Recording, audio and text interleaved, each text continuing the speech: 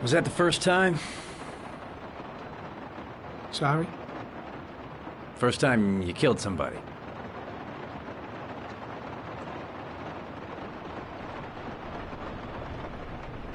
It always does something to you the first time. Then you get used to it.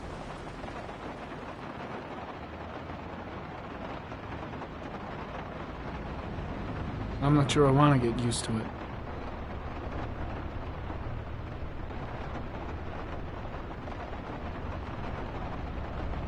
That's him.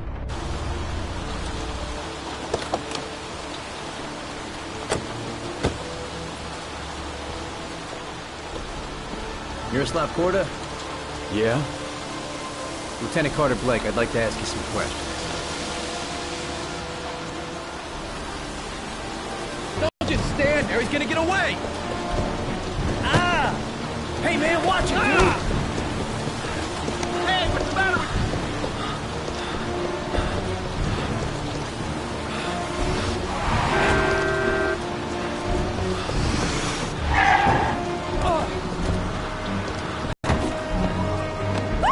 Hey, watch it, man! Whoa!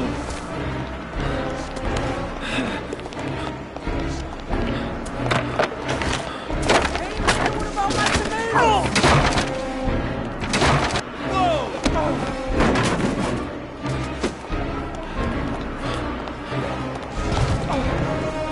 Hey, man, watch it! Stop that guy!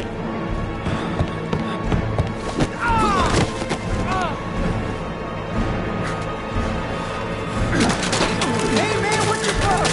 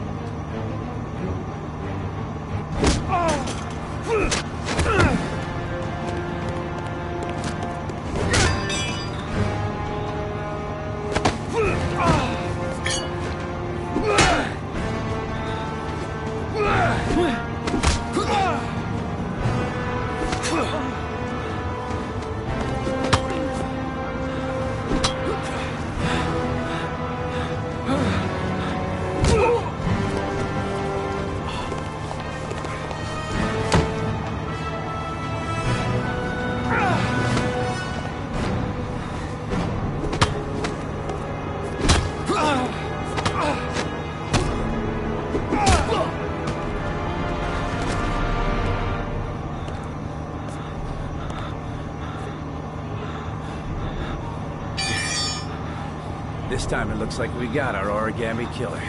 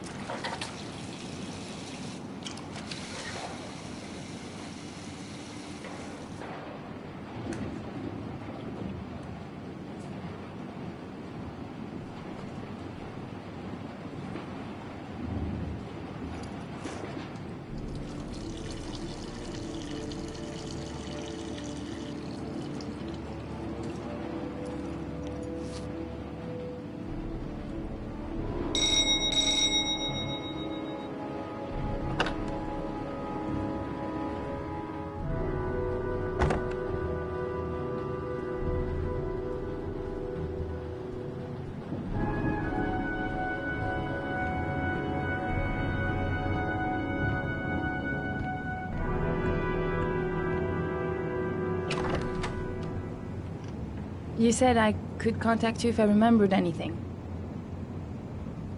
Can I come in? Sure.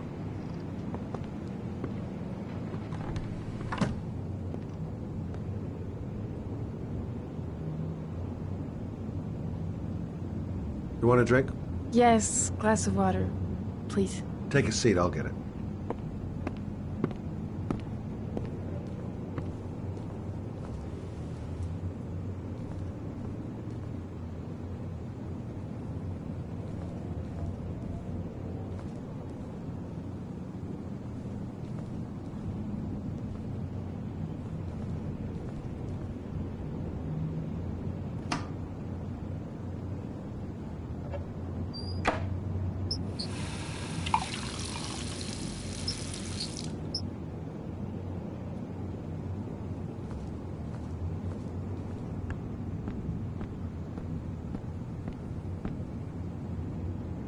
Thanks.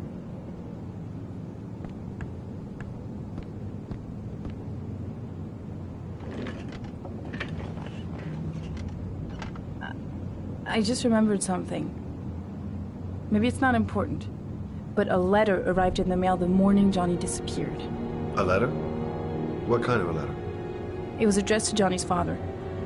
I don't know what was inside it, but he read it and then he left. That's the last time I saw him. And you think there's a connection between that letter and Johnny's death, is that it? You remember anything else about the letter? Well, I don't know why, but I kept the envelope.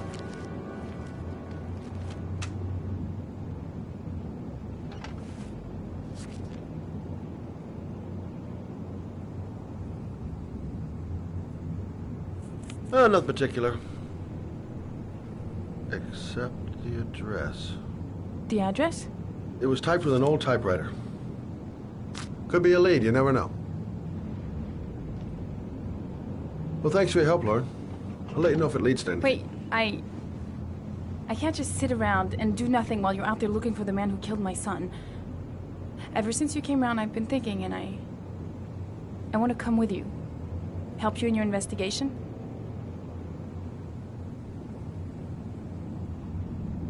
The answer is no. If you won't let me help you, I'm keeping the envelope. It's all or nothing. Listen, an investigation like this is dangerous. And I don't have time to play the bodyguard. How many clues have you got, Mr. Shelby? This envelope. Maybe your only link to the killer. I understand. It was a stupid idea. Sorry for wasting your time, Mr. Shelby. Wait. You're really something special, Lauren. I'll give you that. I'm just a mother. A mother who wants to find out who killed her son. Are we partners?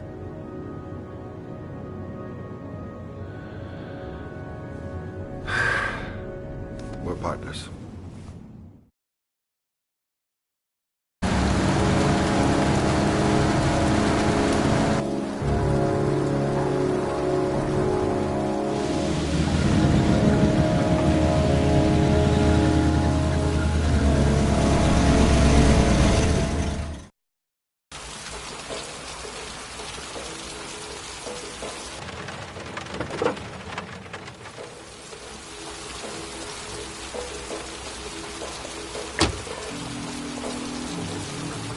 Maybe you better stay in the car. We're partners, remember? Wherever you go, I go.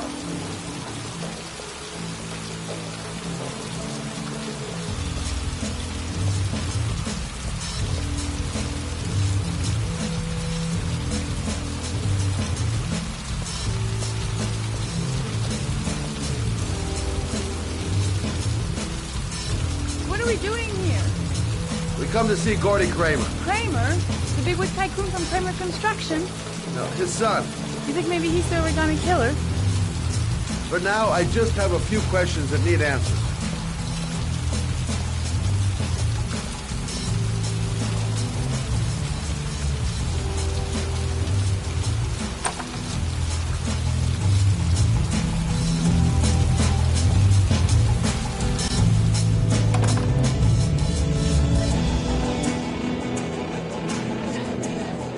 What a joint! Kramer must be loaded. What'd you think he paid for all this shiny crap? We'll discuss Kramer's decor another time. Are we gonna be here long? This place gives me the creeps. I'm gonna go find Gordy Kramer. You stay here till I come back. Okay? Okay, just let me know if you need me.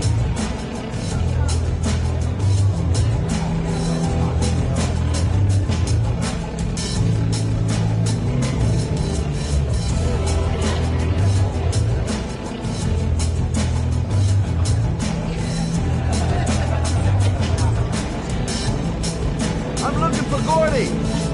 Have you seen him?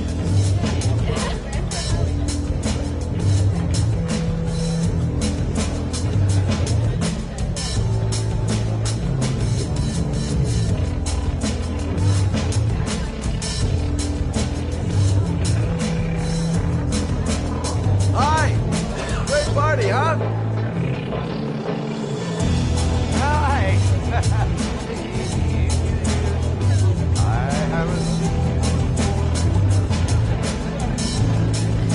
Well, let's get better acquainted, pal.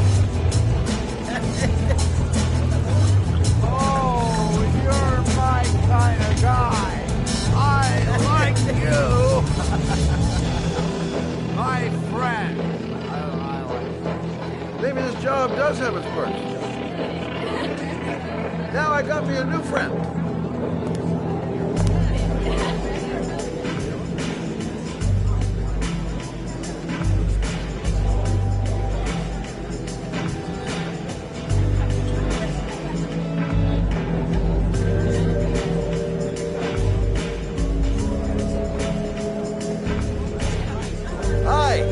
looking for Gordy. You know where he is?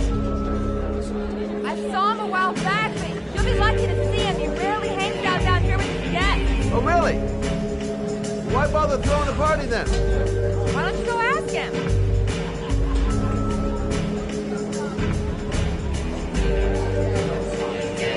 You okay? I really don't like this place. Did you find out anything? I want to get out of here. Not yet. Gordy's a hard man to meet. Well, I'm going back in. Hang tight.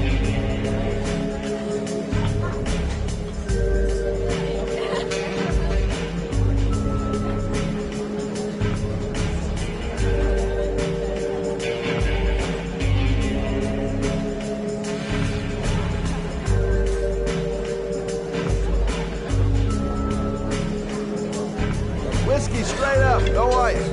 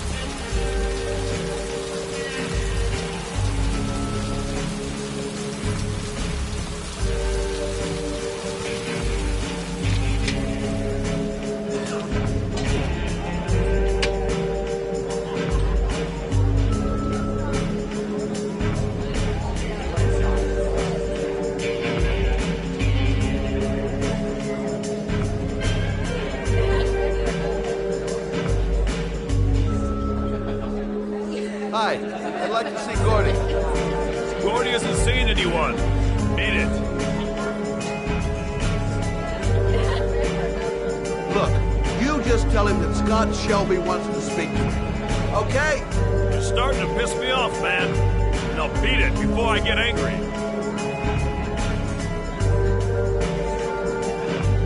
If I want to see Gordy Kramer, I'm gonna have to go about it some other way. Excuse me. I'm looking for Gordy. I saw him going upstairs a while ago. I'd be surprised if he comes down again this evening.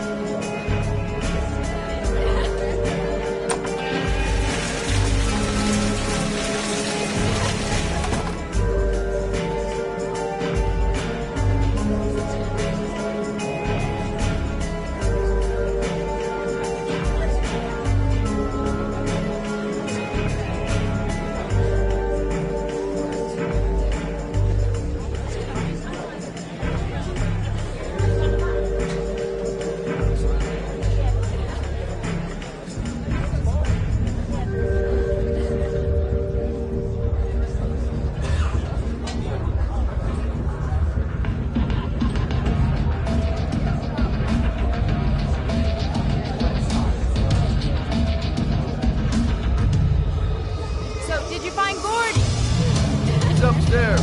We got two goons blocking the way. You want me to handle them?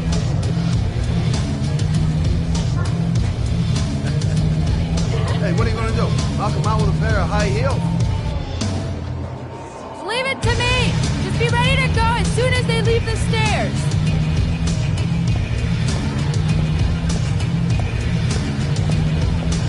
Wait, Lawrence.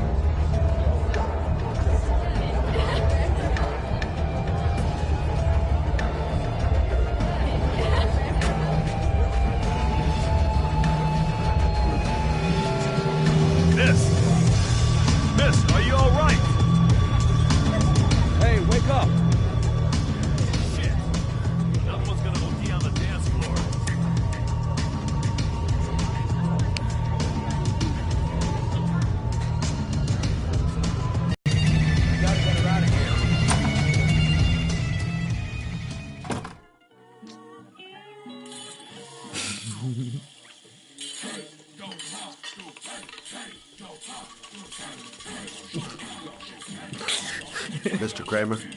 Shh! This is the best part.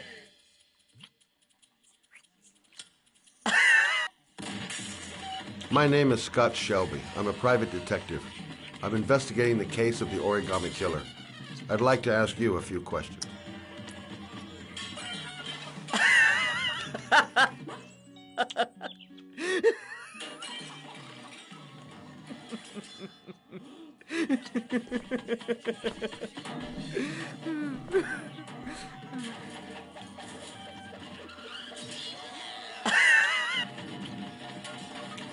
I'd like to know exactly what happened to little Joseph Brown. Beat it! You hear me? Get the hell out of here!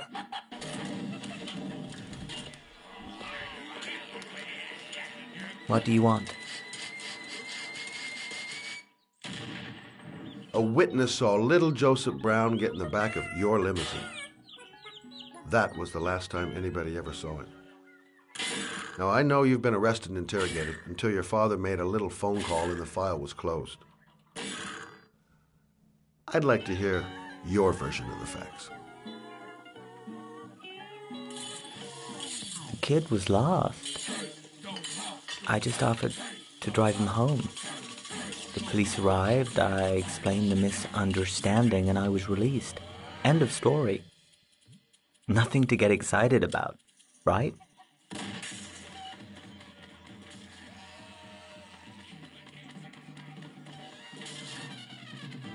Okay, so you're a good Samaritan taking kids home who happen to get lost right next to your limousine? Now be a nice guy and tell me something I can believe.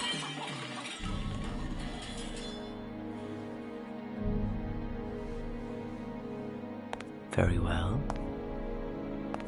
I'm the Origami Killer. I get my victims into my car. I drown them in rainwater. Then I dump them on a wasteland with an origami figure in one hand and an orchid on their chest. I do that because I'm bored, Mr. Shelby. And it's a creative and entertaining way of having fun. Is that good enough for you? Or do you want more? This interview is over. Get rid of this clown!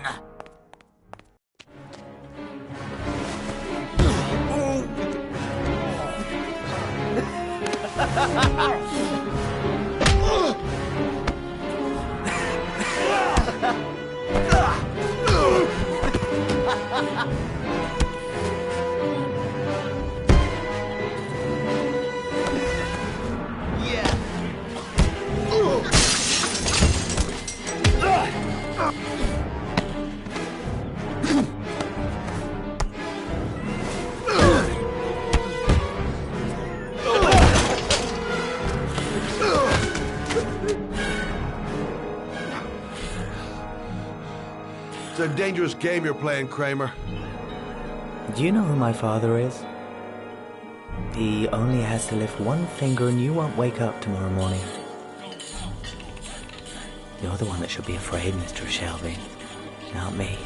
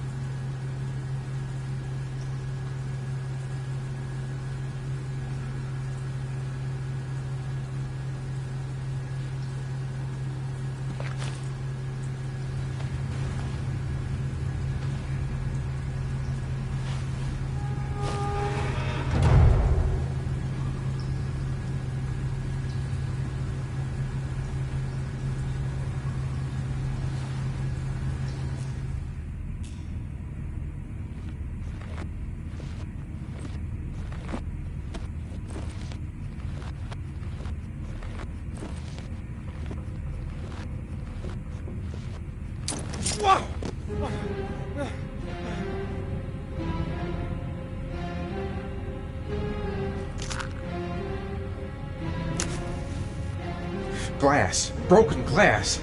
Sharp as a razor. Impossible to go back. I'm gonna have to crawl through it, slowly, so I don't tear up my arms.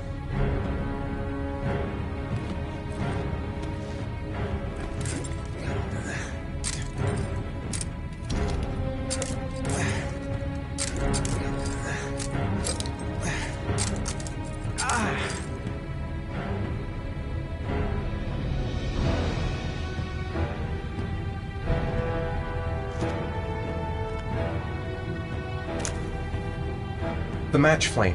It indicates where the fresh air comes from. All I have to do is follow the wind.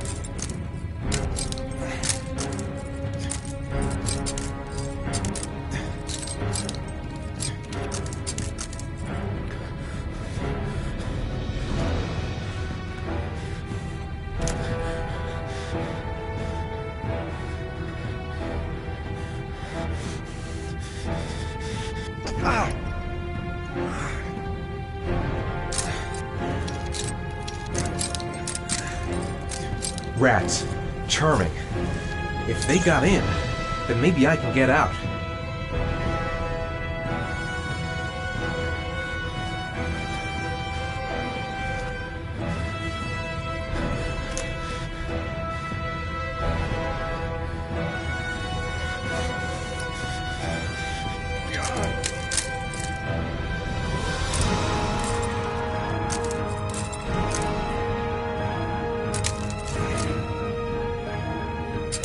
Stupid fucking pipe! And Sean is gonna die because of me!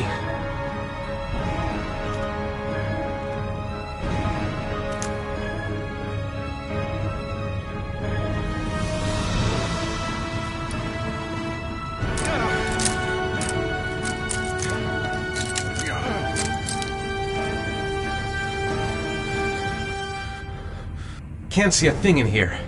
Where are those matches?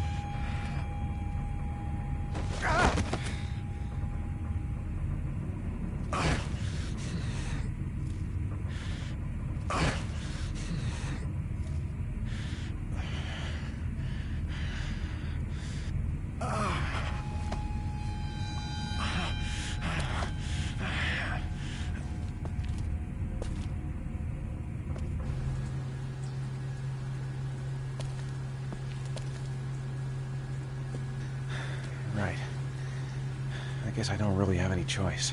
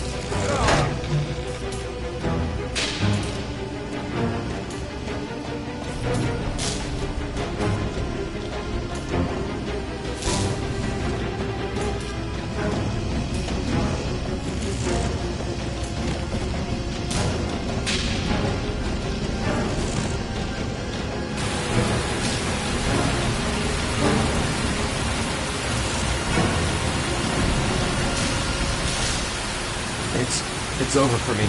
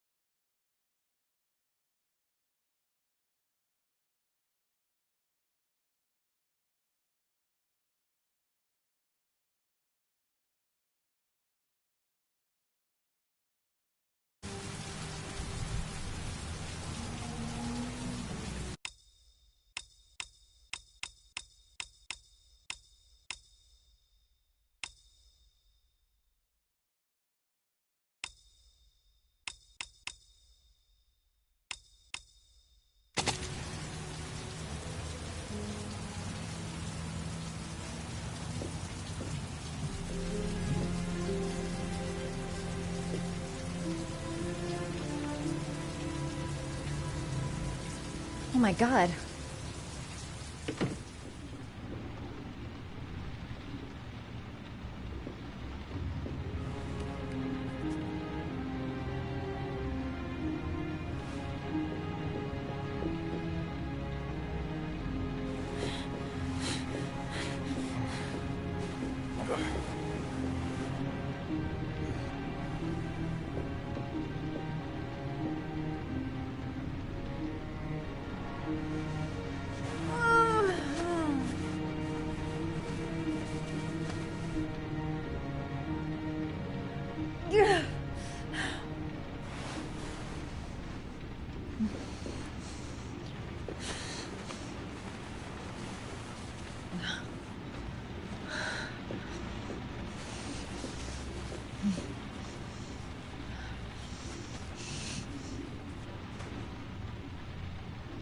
Ethan.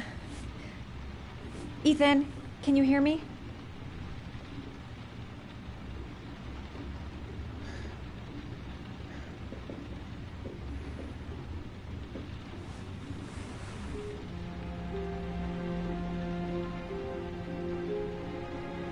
Are those burn marks on your chest?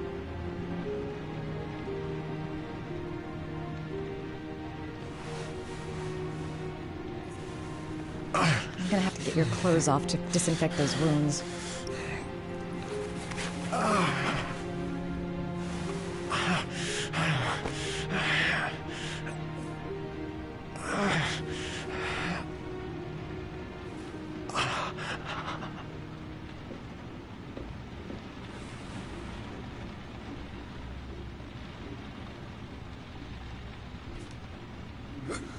Your arms look really bad.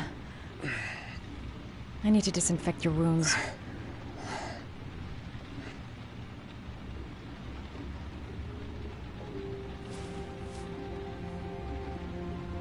You've got a hell of a fever.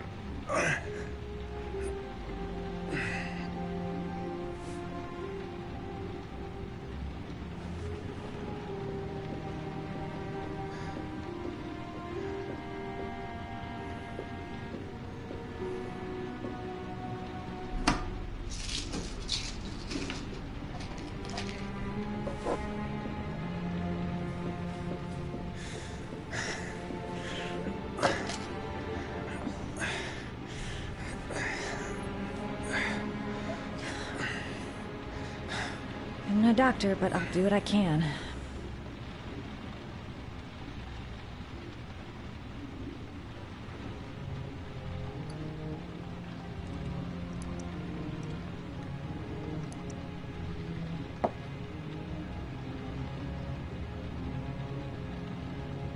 Ah!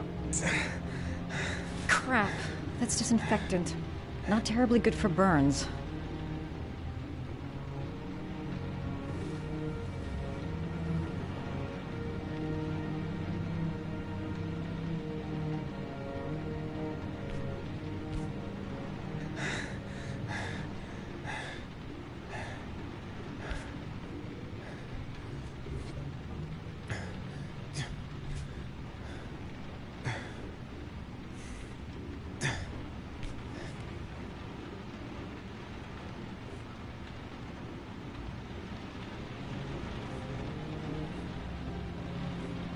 Your wounds are disinfected.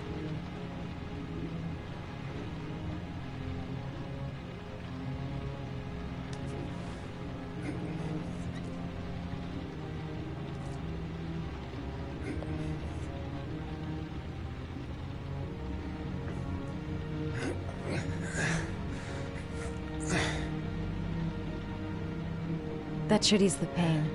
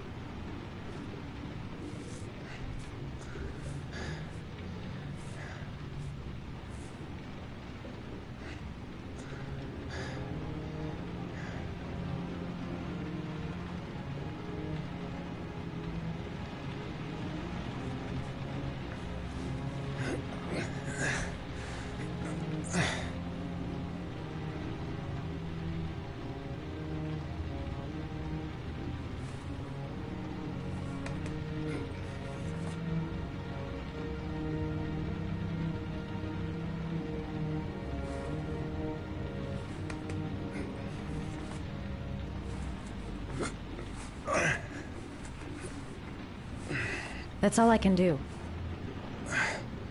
How do you feel? Ethan? He's unconscious. Now I'll just have to wait. And hope he wakes up.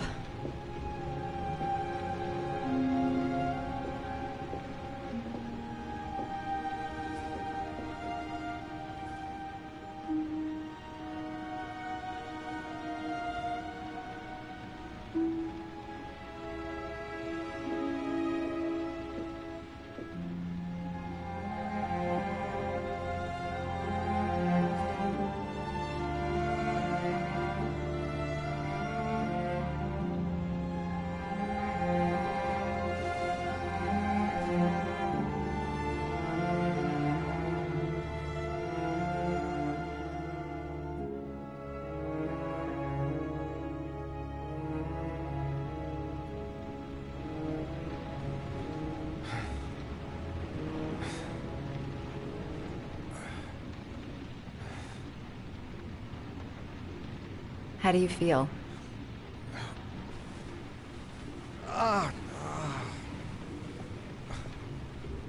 I've been better. Was I out for long? About 3 hours. Why the Guardian Angel act?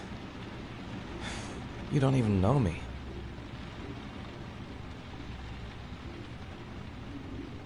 When I was a child, I was always the one who used to fix my brothers up when they'd been fighting with the other kids on the block. I suppose I like to play the Guardian Angel.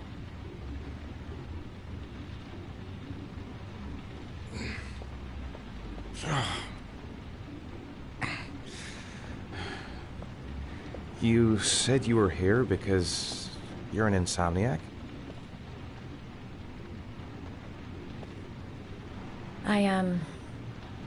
I've been going through a bit of a tough patch the last few months.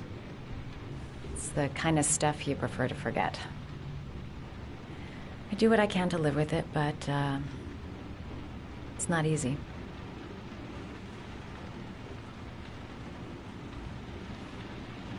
That's the second time I found you in a bad way. You always seem to be running for your life. What's happening, Ethan? I'm sorry. I shouldn't be asking you questions. I mean, after all, we hardly know each other. You have no reason to trust me. Listen, I'm truly grateful for your help, but for your own sake, I think it's better if you don't ask any questions. Maybe I could help you. No one can help me. You've already done a lot, Madison. Right. I'm gonna go. Take care.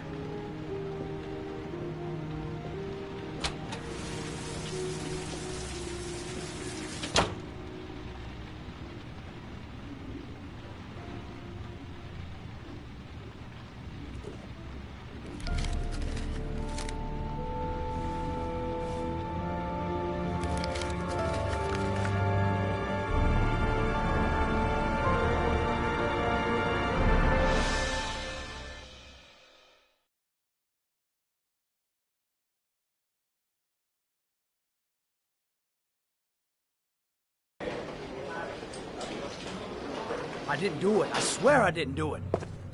I've got nothing to do with that business. I never killed nobody. Oh, no? Then why did you run away when they came to question you? I already told you I forgot to report to my parole officer. I didn't want to go back to prison. When I saw the cops, I just bolted. I wasn't thinking straight. We checked out his statement. He has an alibi for at least 3 of the murders. Fuck, that bastard was a perfect fit. Shit!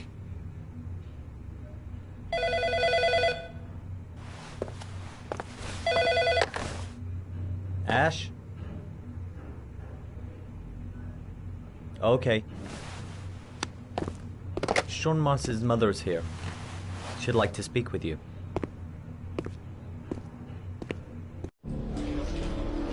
It was a few months back.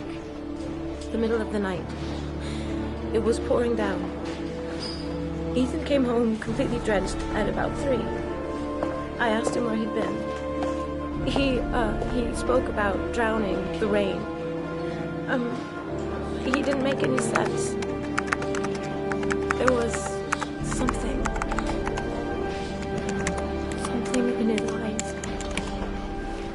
As if it wasn't really him. There may be no connection, but the next day there was that announcement about another victim. Find my son. I'm begging you.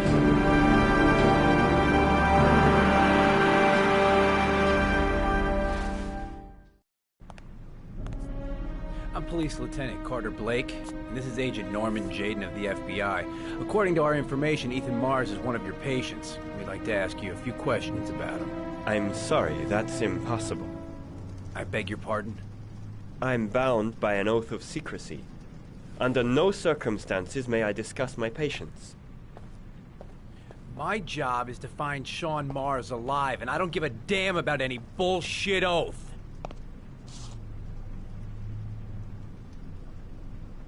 I know you don't want to protect the murderer. If you know anything, you must tell us, Doctor. I'm sorry, I can't help you. And now I must ask you to leave. You need to cooperate. For your own sake.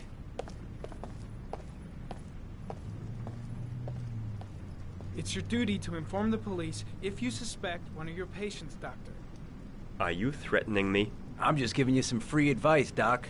I suggest you take it. Blake, that's enough. Let's get out of here. I am going to call the police and make a complaint about your behavior.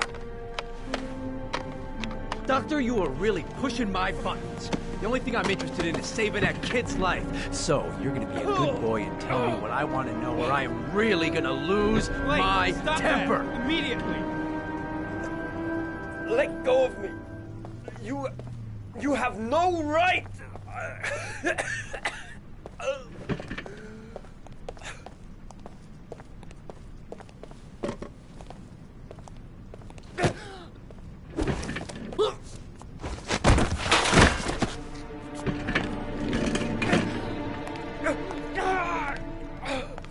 Come on, Doc. There's an easy way and a hard way. It's your fucking choice. Oh! What's up with you, Norm? How you getting cold feet? You don't like to get your hands dirty, huh? I thought you wanted to save that kid! I want to save Sean Mars just as much as you do, but that doesn't give me the freedom to do what the hell I like, so you're gonna stop this shit right now!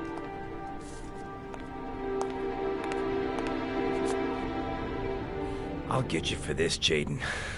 Don't worry. I will not forget. Ethan Mars has had psychological problems since his first son died. Feels responsible for his death. A sort of morbid neurosis. He is haunted by visions of drowning bodies. A few weeks ago, after one of our usual sessions, I found this on the floor. It must have fallen out of his pocket.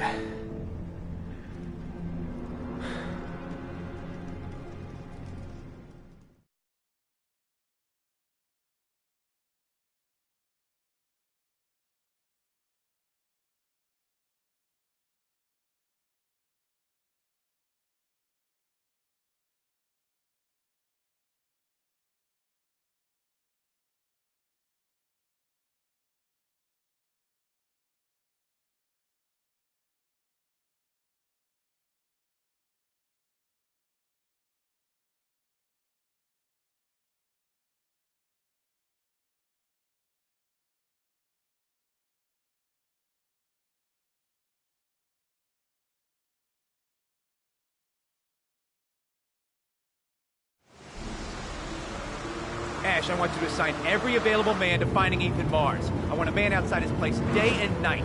Notify all agencies to start looking for him. I want you to keep an eye on the train stations, the airports, the bus terminals. I want every cop in the city on his ass, so that if he moves, we know about it. Yes, Ethan Mars is the origami killer.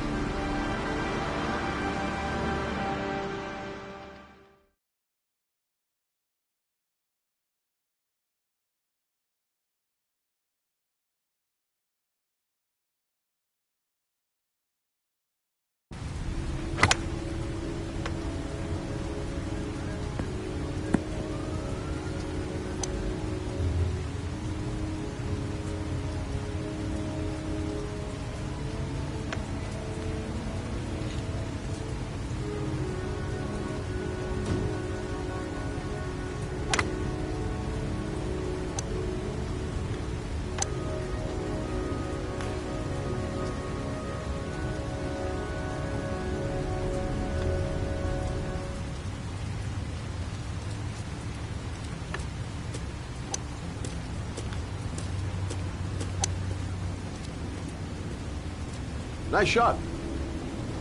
Thank you. Please come in, Mr. Shelby. Would you care for a coffee? Oh, no thanks. Do you play? I tried once, but I think the owner of the course is still looking for me. It's an interesting sport. It requires strength, but also a cool head and absolute precision. Would you care to hit a few balls with me? There's no danger of damaging the greens here. Okay. Take off your jacket and grab a club.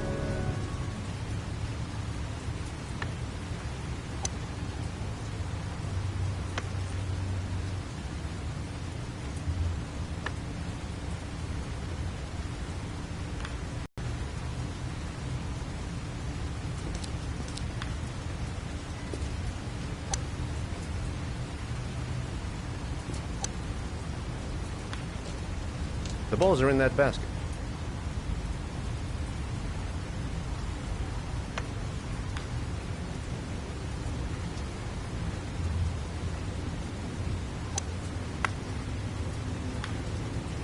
The most important thing is to grip the club correctly. When you feel ready, you swing.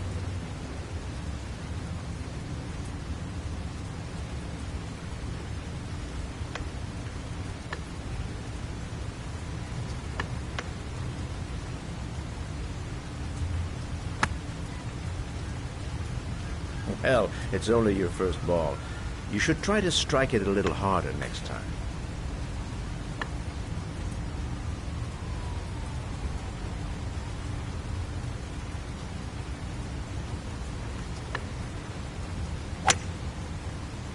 I'm assuming you didn't invite me here just to play golf, Mr. Kramer. I hear you've been asking questions about my son.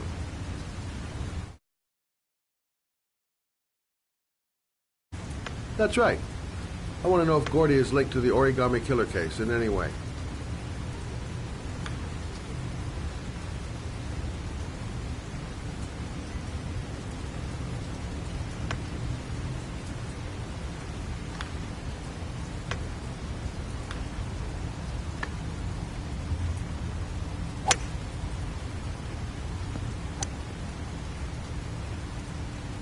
My son had nothing to do with that sordid case. Well, then he has nothing to fear from my investigation.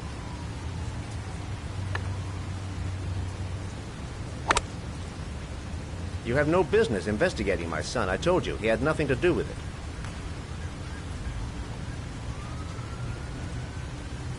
With all due respect, Mr. Kramer, it's up to me to decide who I want to investigate.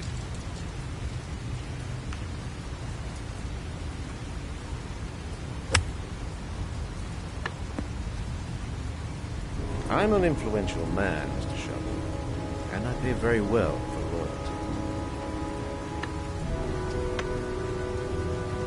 Are you trying to buy me? Let's just say I'm trying to show you where your interest lies. How much do you want to leave my son alone? I think you misunderstood me. I don't play that game. Don't go near my son, Mr. Shelby. If you do, you'll regret it. Have a nice day, Mr. Kramer.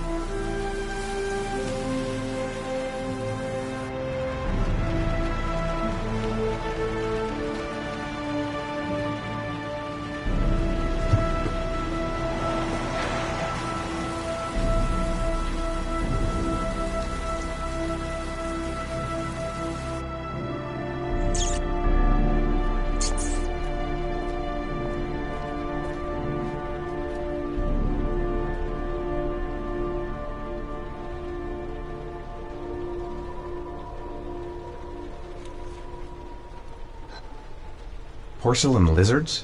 They look new. Out of place with the rest of this old beat-up stuff.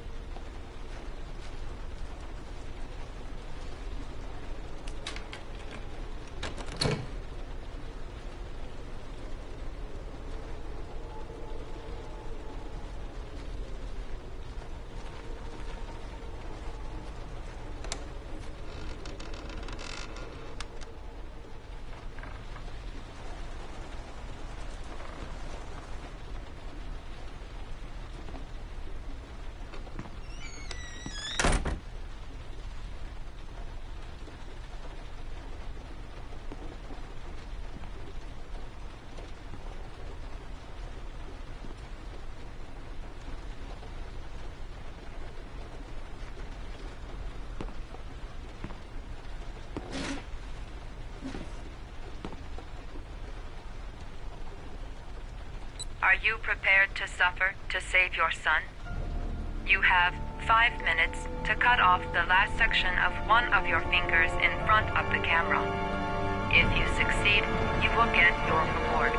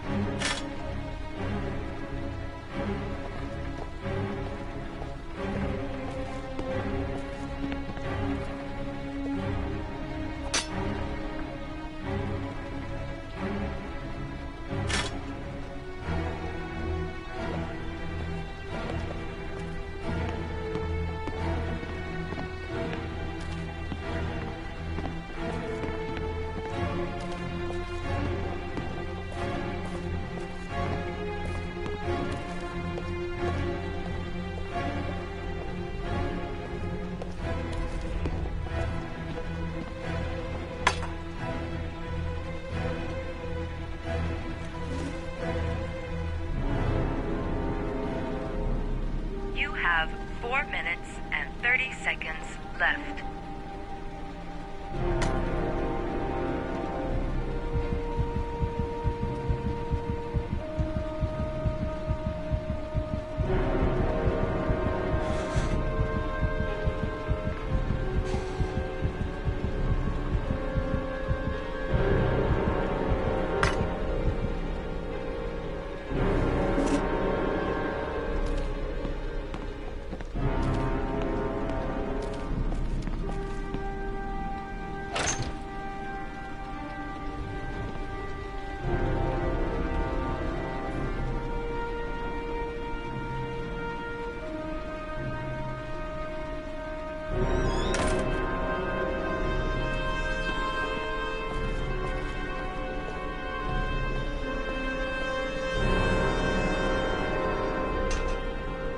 You have 4 minutes left.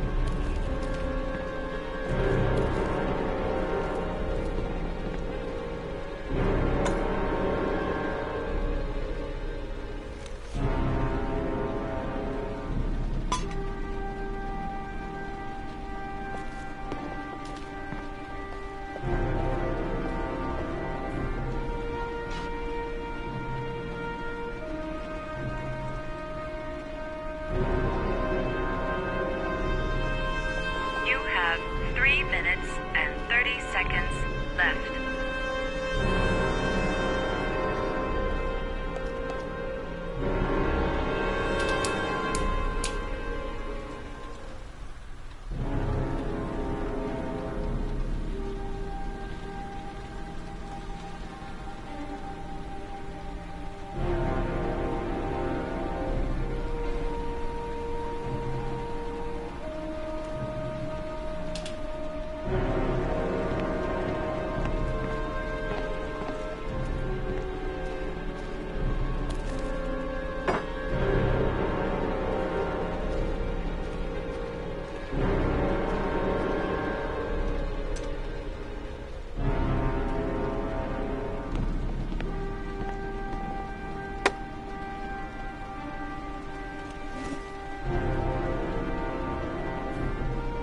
You have 3 minutes left.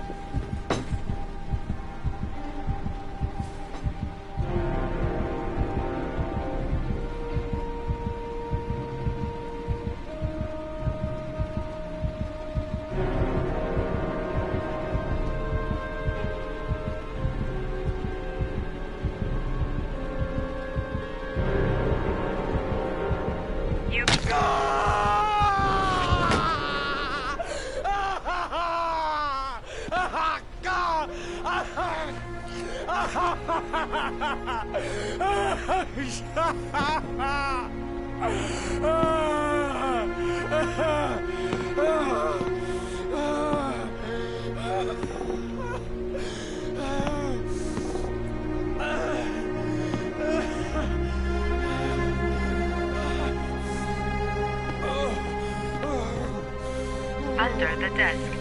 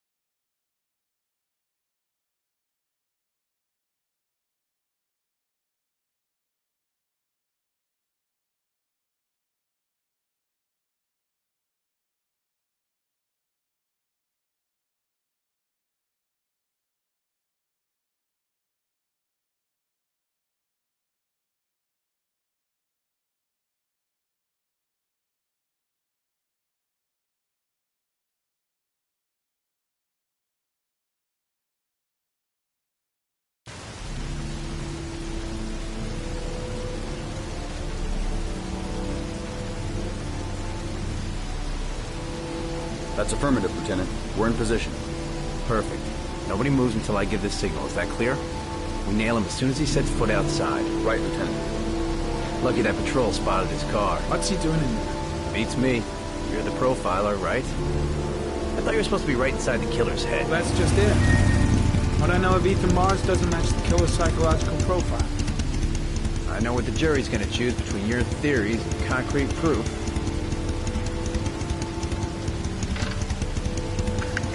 What the fuck is that girl doing there? If Marge comes out now, she's gonna be in trouble. What do we do, Lieutenant? Want to get her out? No, stand down.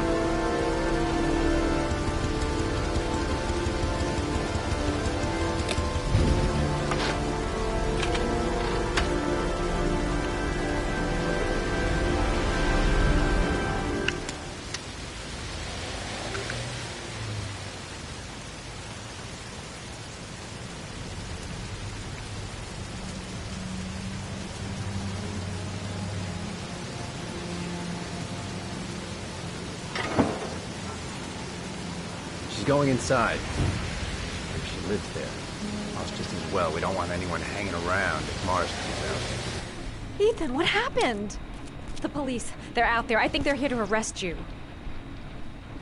We've got to find another way out. Shit. What's he up to in there? Wait for a go on my word.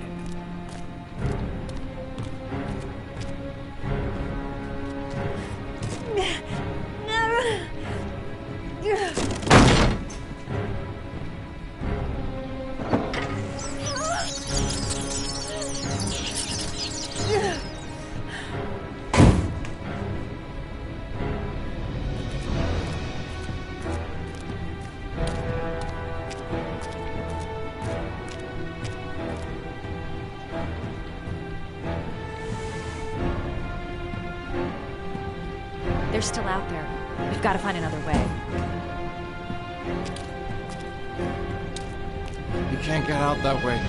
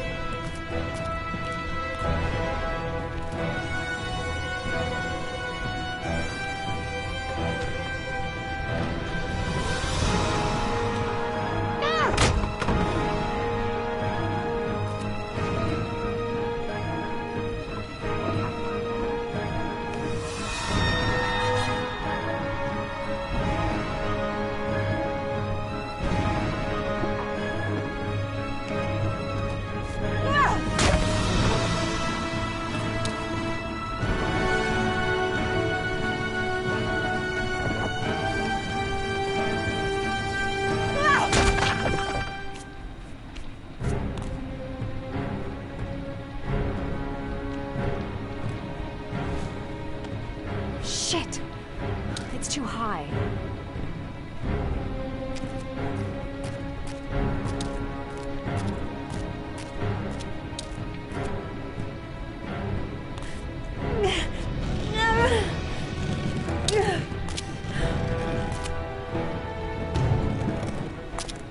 Ready on my go. Stay here, Jaden. Out of the question. I'm coming with you. 2 men at the door, hold your positions. It's a go.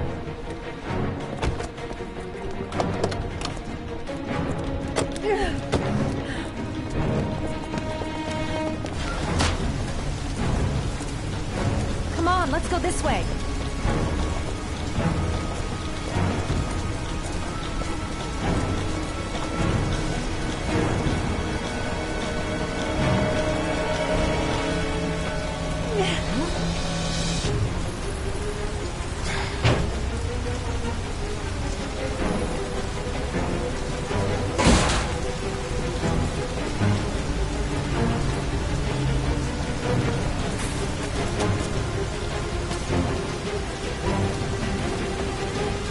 Hey, you, don't move! I'll shoot!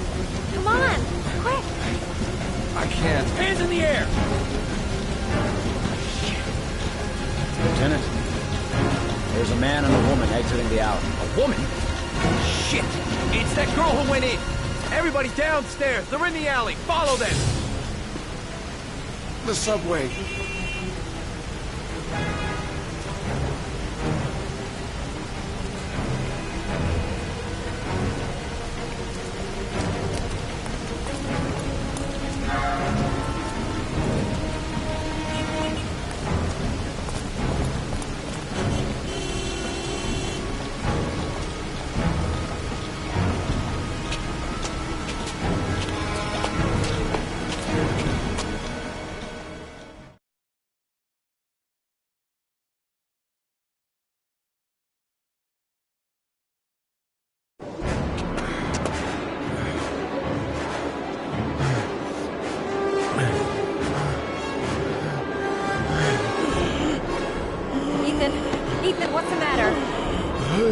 I'm going. Ethan! Ethan, they're coming!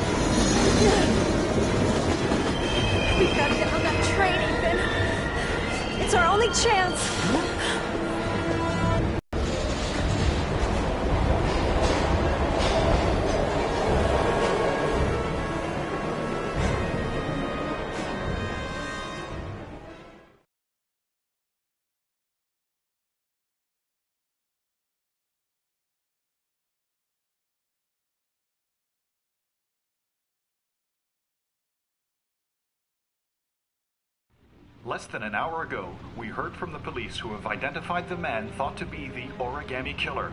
Ethan Mars, father of the kidnapped victim Sean Mars, is on the run and should be considered armed and dangerous. A police manhunt is now underway, and they hope that they will soon be able to announce the apprehension of this dangerous lunatic.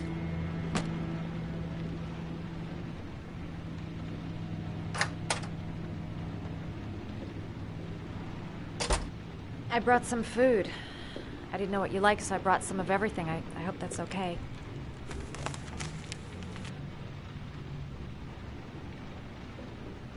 Any cops?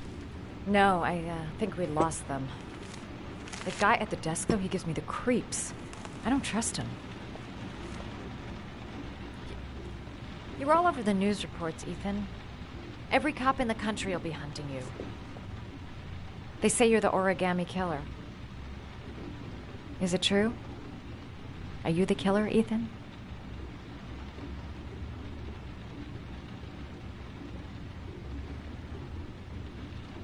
I don't know. I don't know. But I'm the only one who can save Sean. For your own safety, Madison, I think you should go. Go? Ethan, they're after me too. They've seen my face. I'm in this too deep to stop now.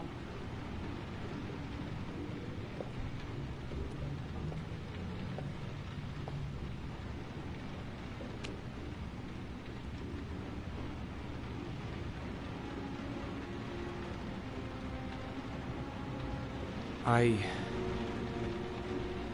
sometimes have these blackouts. Times where I don't know what I'm doing. As if I'm someone completely different. The only thing I remember afterwards is that I think my other self is testing me, testing my love for Sean. He wants to know if I love my son enough to save him. That means there's some part of me that knows where Sean is. But the only way to find him is to go through these trials. Why can't you tell that to the police? And tell them what? That I'm a schizophrenic who drowns his victims and has kidnapped his own son? They'd never let me go, and I have to stay free to save Sean. I have no choice. I'm his only chance. When Sean is out of danger, I'll turn myself in, but not until then.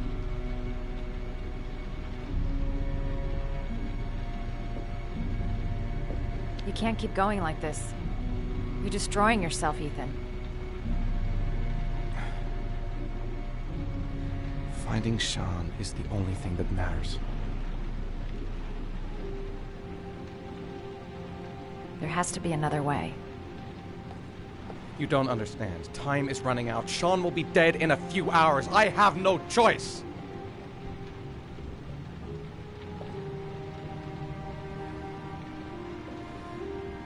Please, Madison, leave.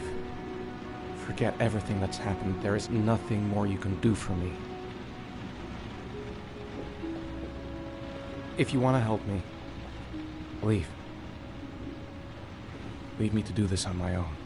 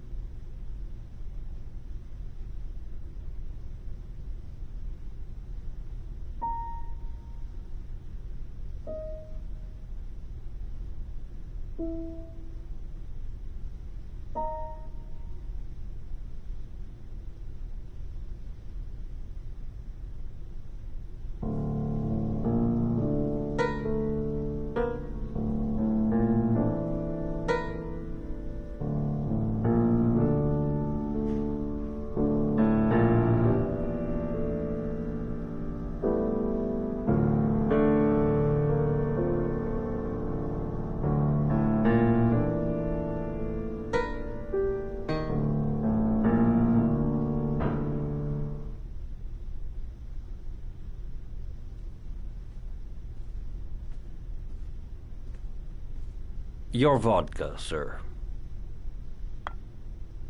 Thanks. You look preoccupied, if you don't mind my saying so. Problems with the investigation? Blake is convinced that Mars is the killer. Not you. I thought there was some evidence to that effect. That's true. But it just doesn't make sense. His psychological profile doesn't fit. Neither does the geolocalization. I can't see this father drowning 8 victims before kidnapping his own kid. Mars is not the origami killer. I'd stake my life on it. Then who is? I haven't the faintest fucking idea. Maybe you should review the evidence in your possession. That's just what I was thinking of doing. Oh, one last thing, sir. You should be careful not to overindulge in you-know-what. It can be dangerous. Very dangerous. I'm trying to keep a handle on it, but that's difficult. It gets more and more difficult. It'll end up killing you if you're not careful.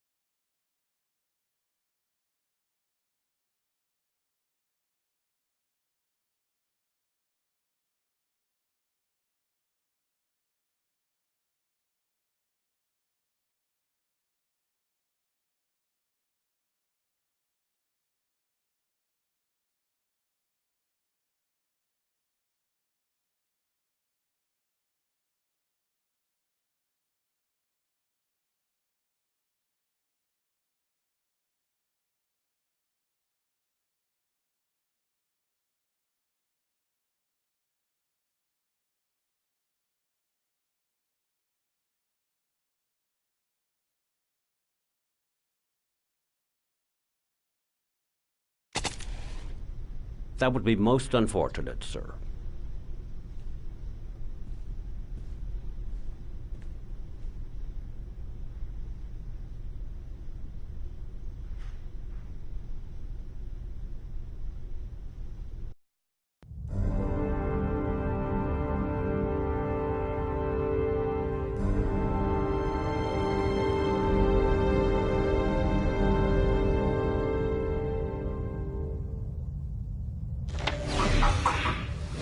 Well, looks like there's something new.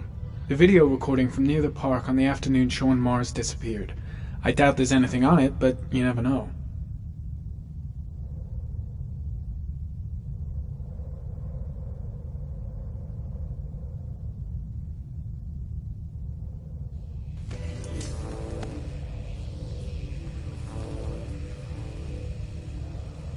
A Chevrolet model corresponding to the tire prints passed at 16:02 heading for the park, when in the opposite direction at 16:37. That could fit the time that Sean Mars disappeared. Could it be the killer's car?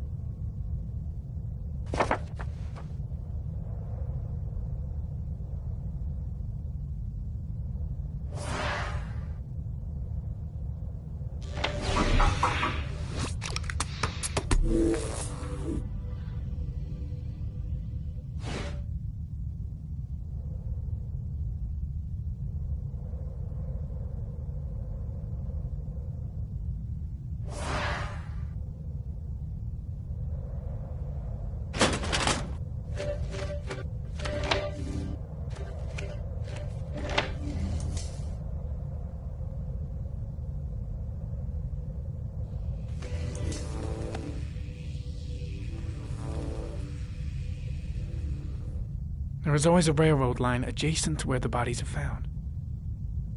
And all the victims disappeared in the fall.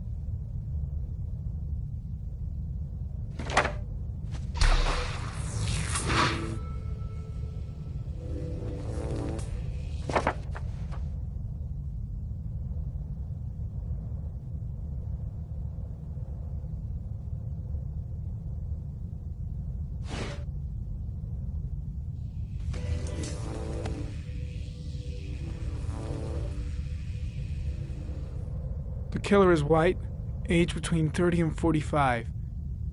He is intelligent, calm, and determined.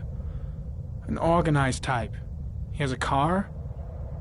He's probably employed, but his work allows him free time.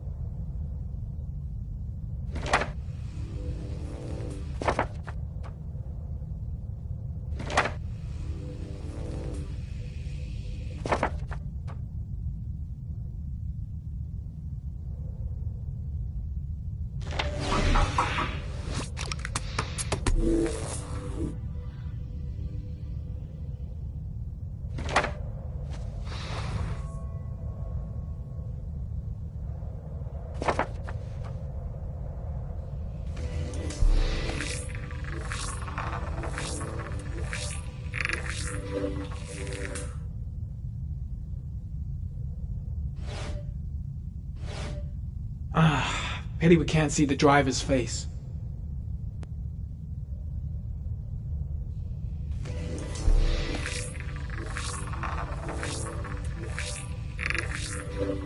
The car was stolen. Let's see. A certain Jackson Neville was suspected of stealing it, but the charges were dropped. Not enough evidence.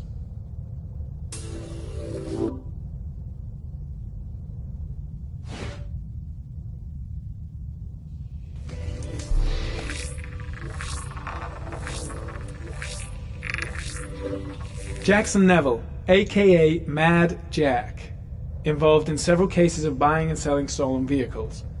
Considered to be very dangerous. This guy might have provided the killer with a car.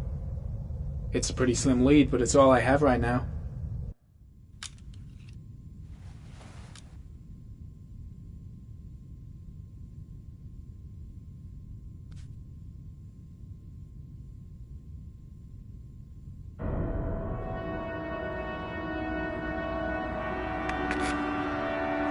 Oh, one last thing, sir. You should be careful not to overindulge in the water. It can be dangerous. Very dangerous. Shit. It's coming. Trypticane. The tube is on the bedside table. All I need is to take some, and the pain will go away. I should resist. This is gonna kill me. I know I can resist. I just need to stay in control and do something until it goes away.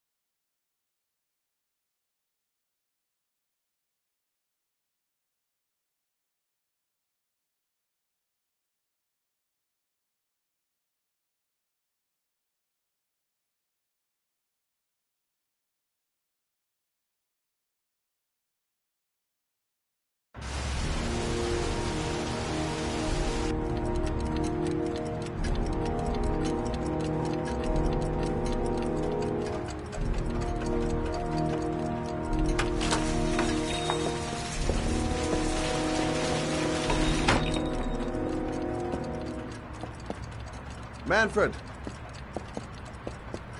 Manfred!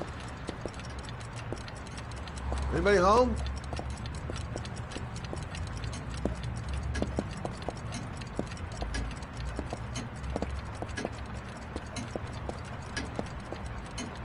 Hi there, Manfred. Who is it? Scott. Scott Shelby. Do you remember me? Scott? Scott! Oh, yes, of course. Well, good to see you. How long has it been? Oh, about 10 years, I guess. Oh, at my age, time means nothing anymore. I repair clocks, but I try to forget about time. Well, how about you? Are you still with the police? Oh, no, I quit. I'm a private investigator now. This is Lauren. She's a friend. Hello. Oh, hello, young lady. Well, this calls for a celebration. I've just the thing. Wait there. I'm sure I saw a bottle of scotch around here somewhere.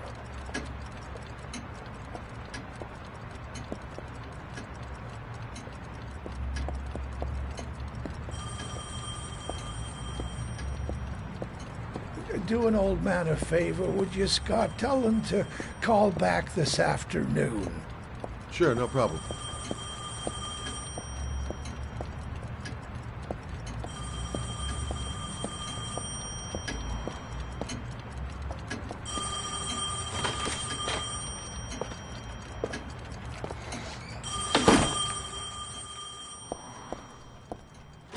Don't bother, I'll get it. Hello? Yes, this is Manfred's, but he's not available right now. Can you call back this afternoon? Thanks.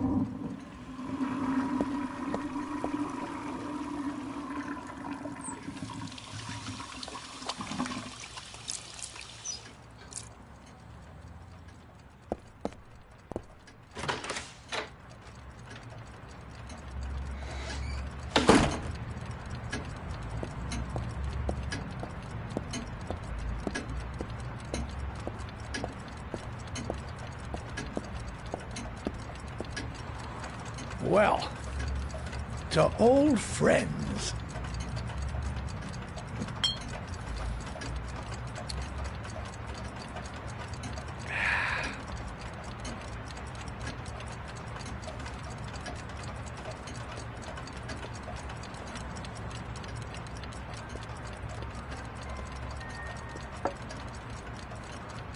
Do you like it? Yes, it's beautiful. It's a Stradelli, crafted in Venice in the 18th century. It's one of my favorite pieces.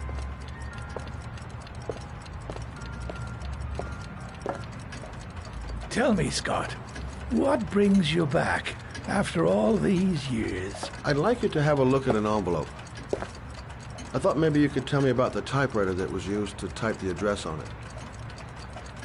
Well, let's have a look. Now, could you pass me the magnifying glass from behind the counter. Oh, sure, please? I'll get it. My eyes are beginning to fail me.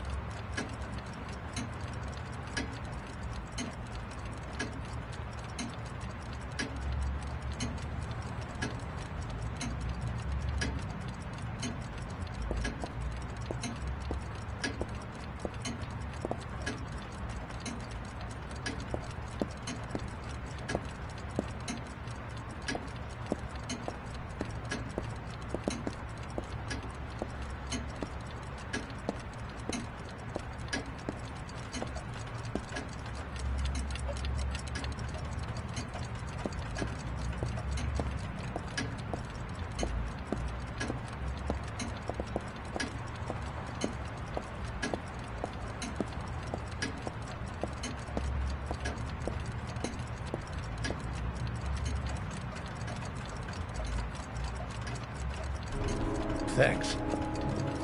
Well, let's see what this envelope has to say for itself. The Royal 5. Yes, the shape of the T's and the F's is typical of that model. Produced between 1907 and 1924. Yes. No doubt about it. It's a Royal 5.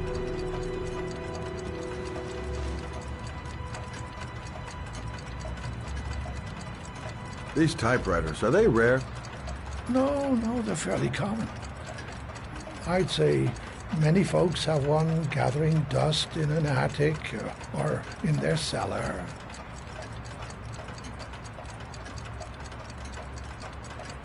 Are there many places around that could repair one of these? I bought the company's entire stock as spare parts for a song in '64. Well, they were going to take them to the dumpster, so I got the lot. Anybody around here who has one that actually works has been to see me at one time or another. Do you keep a record of all your clients? Oh, yes, indeed. At least the ones who pay. Any chance I could get a peek at that? Yes, of course. I keep my account books in the office. If you're not in a hurry, I have a list of all the clients who ever bought a Royal 5 or had one repaired. Yeah, that would really help us out. Delighted to help. Give me 2 minutes, and I'll be right back with the list.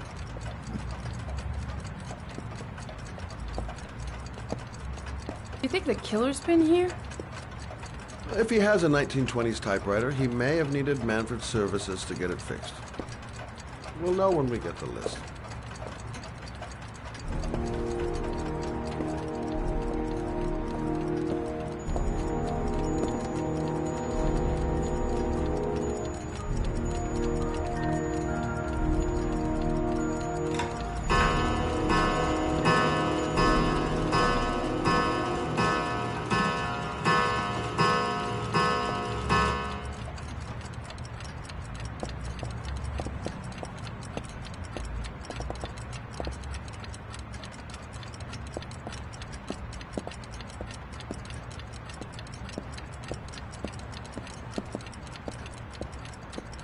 Been a while since Manfred went into his office. I should take a look.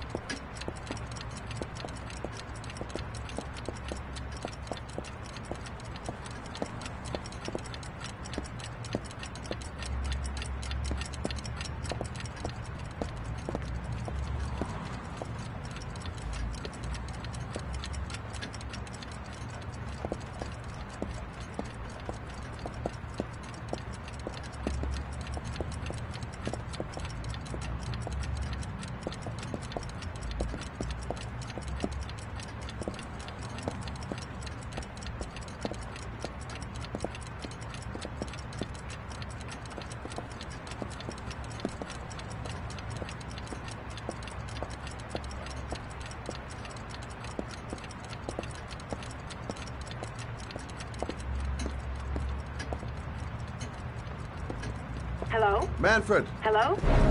Your call is logged, sir. A police car will be there in a few minutes. I need to know who you are, sir. Sir? Hello?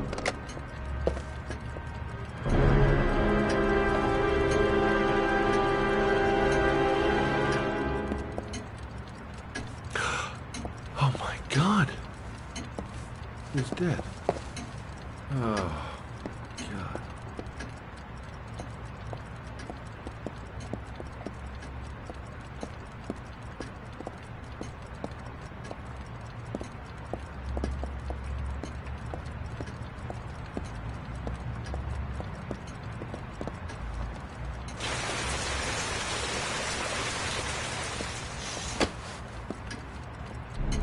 Scott? Oh my God. What are you doing? I'm calling the police. The killer has already called the police. I think he wants us to be his scapegoats. We gotta get the hell out of here. What do you mean? We have nothing to do with his death. We were just here when it happened. Look, we're running out of time to find Sean Mars. The last thing we need is 24 hours in a police station explaining this whole thing. Well, so what do we do?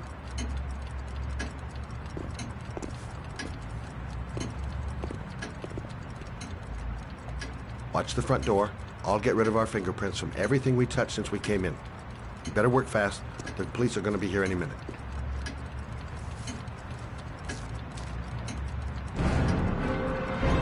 What are you doing, Lauren? If someone comes in, we're going to be in trouble. These are Manfred's account books. He must have been looking for owners of oils when he was killed. Forget it. We got to get out of here fast.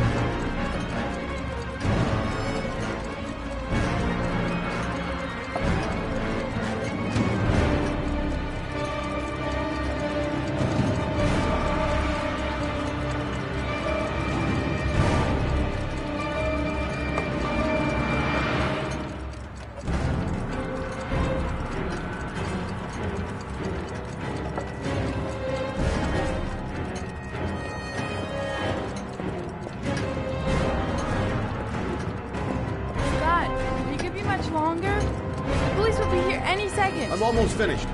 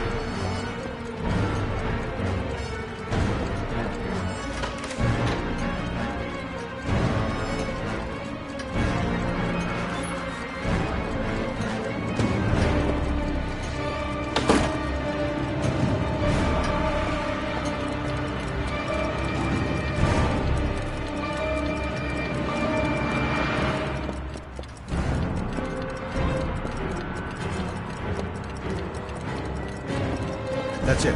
We're done. You get all the prints?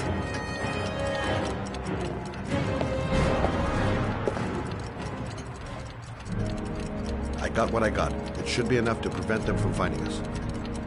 Come on, let's go.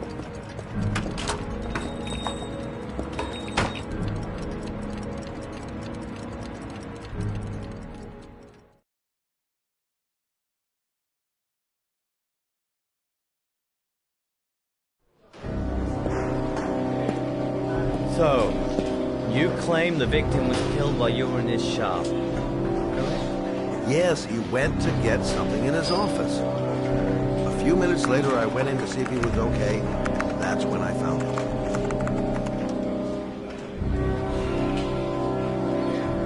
You should have called the police immediately, Mr. Shelby. Would have saved us dragging your ass down here. Listen, we had nothing to do with his murder. We were only there by coincidence. I just wanted to spare myself a few hours declaring I didn't see anything to a police officer. PI or not, Mr. Shelby, don't leave town. And if you end up next door to any more dead bodies, remember to call us. Okay?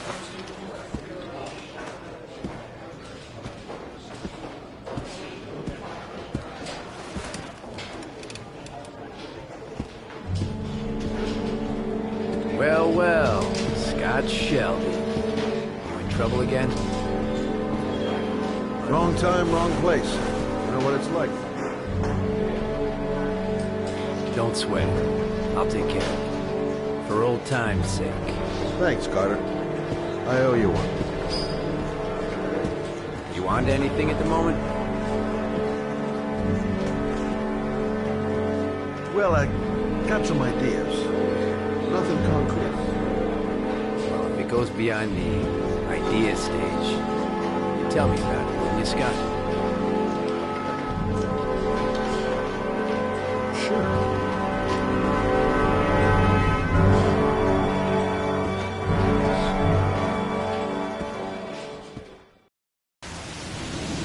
Where are we going? I'm taking you home. This is getting way too dangerous. No way. We're partners, remember? We had a deal. Listen, Lauren, I know you want to find the killer, but you're not helping me by putting yourself in danger. I'm not a child. I know what I have to do. I've got to find my son's killer. You're not going to stop me.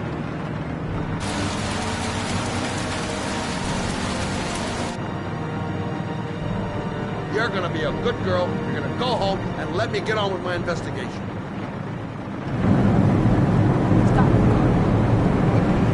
Stop the fucking car!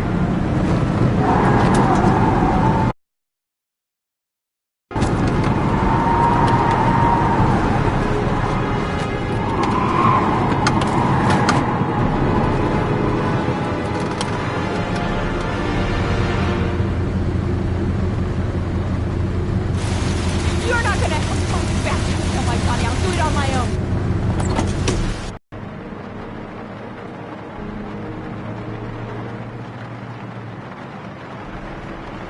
Crap, I have no choice. I guess I'm doing this to protect her.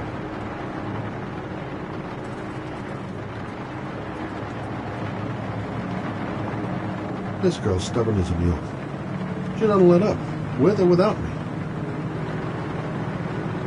I can't just leave her like that. She'd do anything to find the guy who killed her son.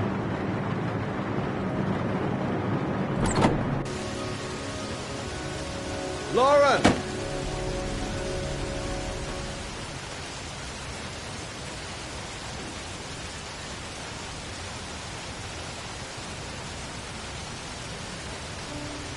I miss him.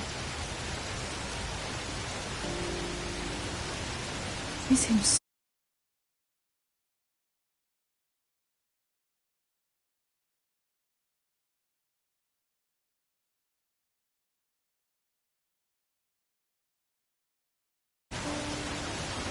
Do anything to hold him once again in my arms.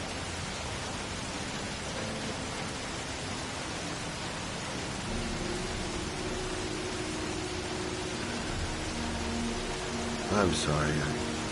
I shouldn't have talked to you like that. It's just that I wouldn't want to see you get hurt.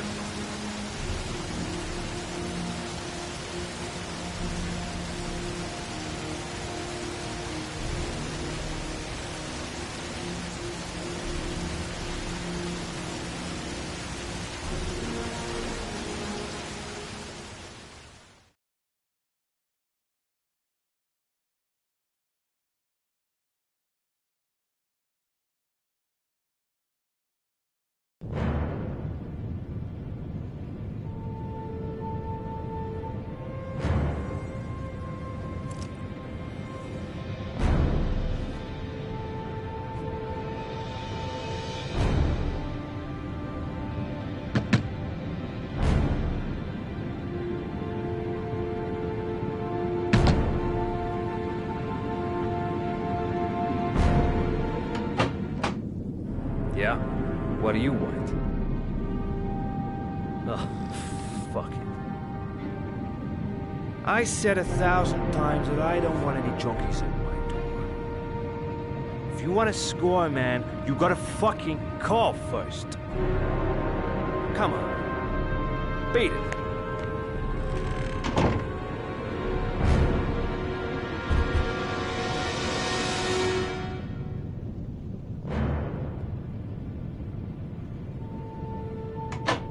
Fuck! Are you deaf or what? I said get out of here! You're gonna cause me trouble. Hey! Take it easy, man. Huh? Keep cool.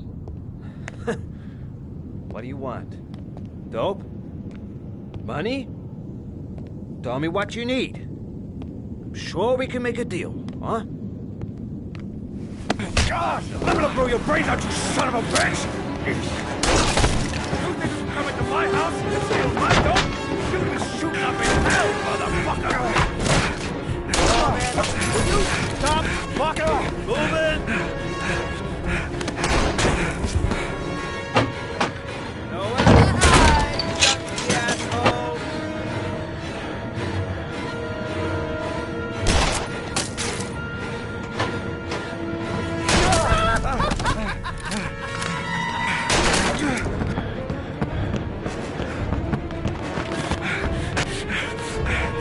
Your body.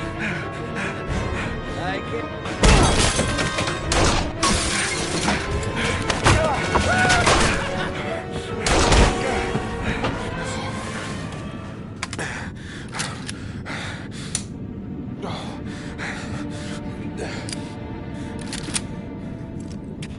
Hold it, man. I give you whatever you want. Got dope? Got cash? You want some dope? Please. Please don't kill me, man. I got children. These my girls, see? This one's Sarah. And the little one, that's Cindy. Please, man. I want to see them again. Please. Please don't shoot.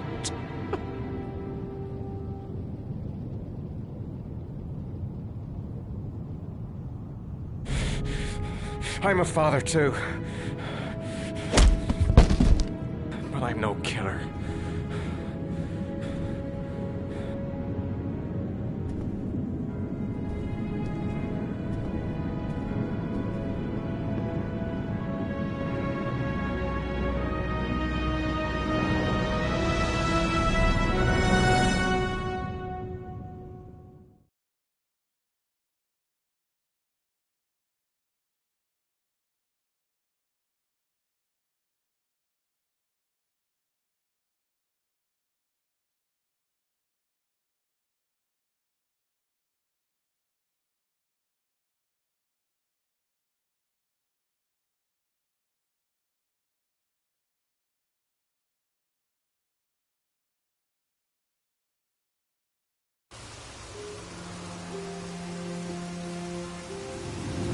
Mad? It's Sam. I got your information. The owner of the apartment in Marble Street is a Dr. Adrian Baker. He's a struck-off surgeon. He used to sell drugs to junkies on the quad. He made some cash and bought up some cheap-ass apartments, including the one in Marble Street. Of course, he got caught. He did a few months in prison and was struck off the medical register. Interesting. Thanks for the information, Sam. I owe you one. Hey, Mad. Be careful, okay? I'm on it. Talk to you later.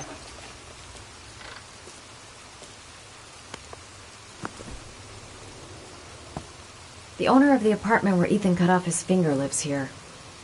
It's not much of a lead, but it's all I've got.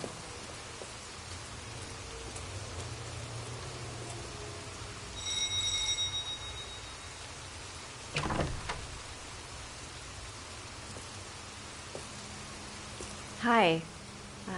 I was told that you could get Bitropin. Without a prescription? Sorry, you were misinformed. Goodbye.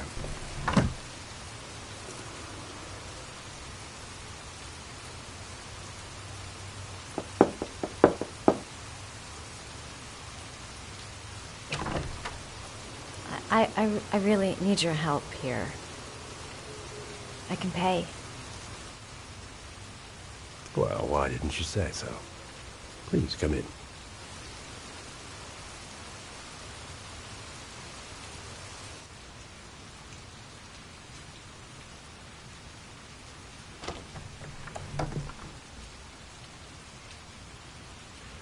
So, you're looking for Betropin, my dear? Are you having trouble sleeping? How much do you need? I don't know, about 3-4 boxes. Well, no, that shouldn't be a problem. Would you like a drink? I was just about to have one. No, thanks. Well, alcohol helps take the edge off the pills, don't you think? Anyway, we should drink a toast to our first deal.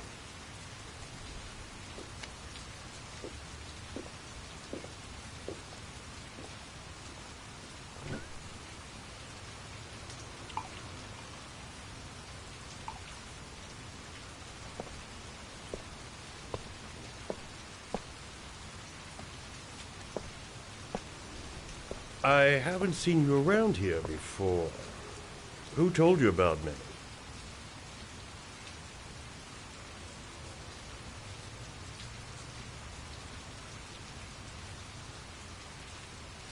Well, don't be shy. I'm not going to bite.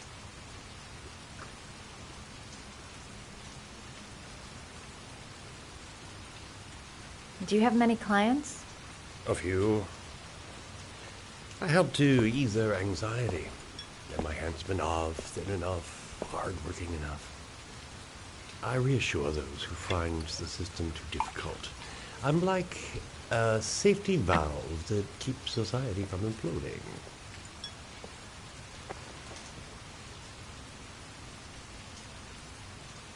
I heard you had some apartments for rent. I'm looking. Sorry, darling. Those are all booked up. Shame.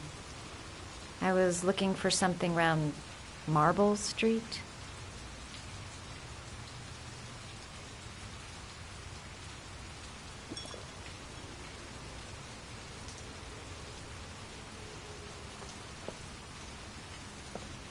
You're not drinking?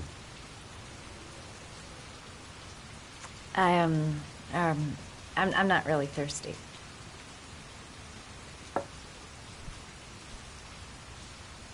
I'll get your prescription.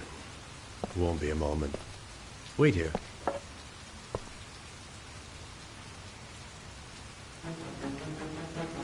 guy gives me the creeps. I better take a look around to see if I can find anything before he gets back.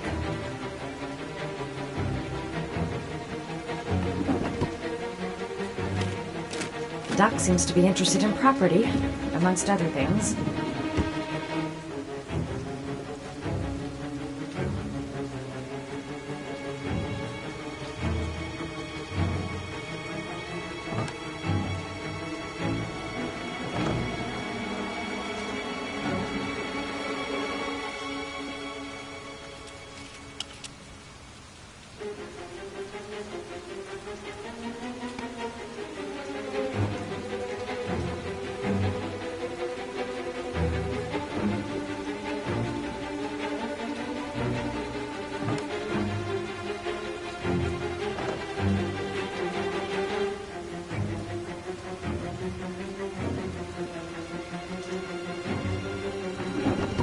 Looks like he retired a bunch of medical supplies on his way out. There's enough sleeping pills here to knock out an army.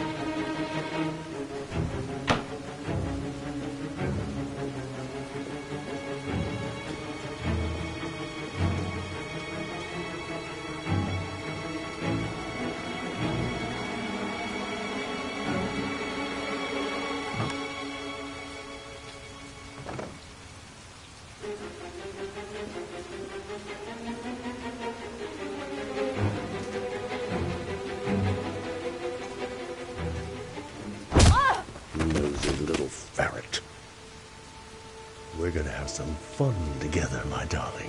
I promise.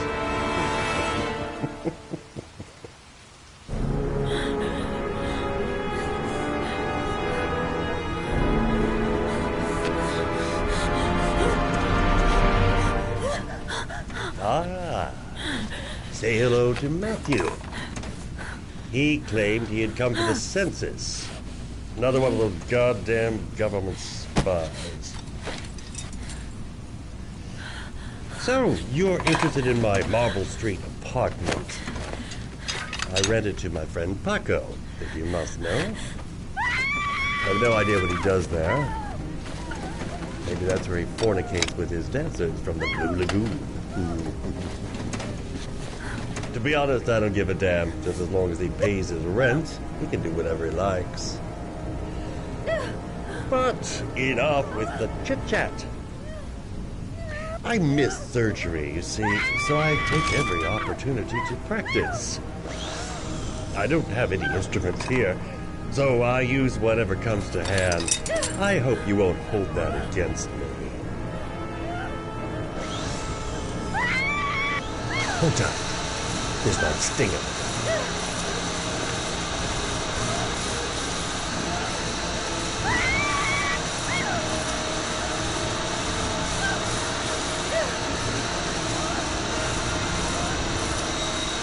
Have you ever noticed, as soon as you start to do a little housework, someone always comes calling?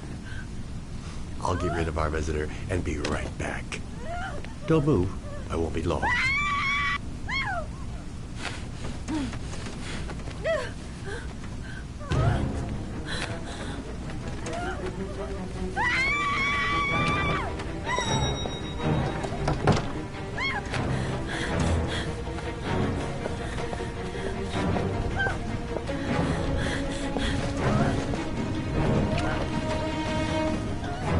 Hello, sir. I come to bring you the word of the Lord in the form of these magnificent Bibles, which I will gladly leave with you, in return for a contribution of only $5. No thanks, I'm not. Come now, sir. I cannot believe the word of the Lord is of no interest to you. We, his humble flock, should walk in his steps, which St. John has said. Thanks a lot, but...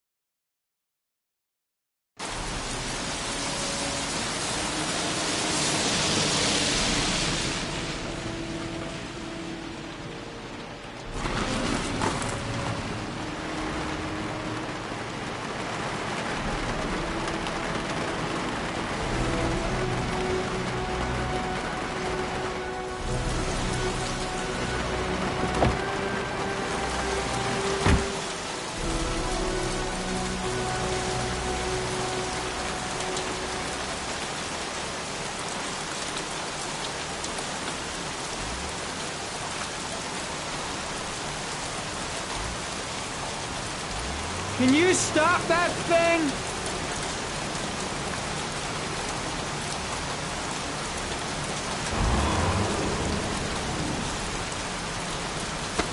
Norman Jaden, FBI. Can we talk for a minute?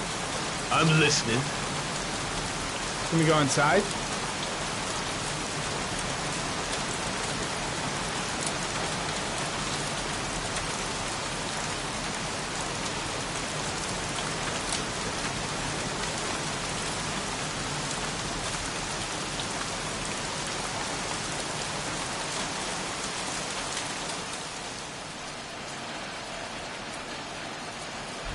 I'm looking for the owner of a blue Chevrolet Malibu 83. I don't give a damn how the car got here, whether you stole it or not. I just want to know who bought it from you. Sorry, man. Don't ring a bell.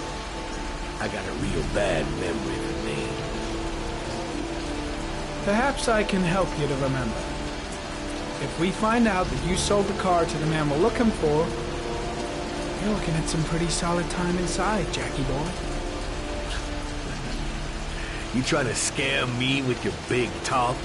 I never saw your damn car. Now take a walk.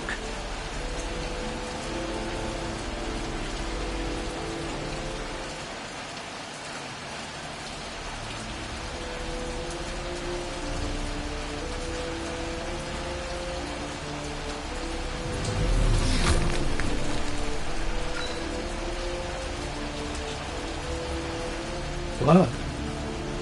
Now why is there blood here?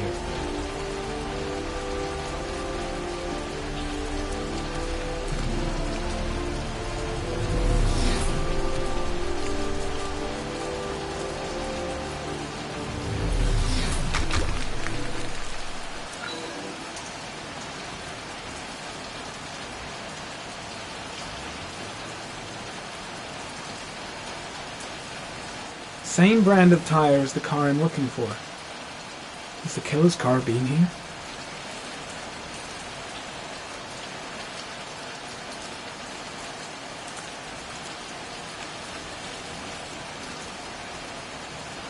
The blood tracks lead to the acid bath.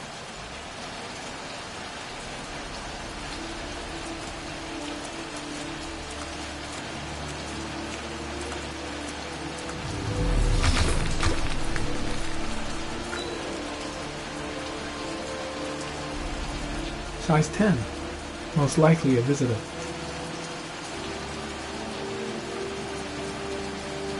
Fingerprints. Probably Mad Jack's.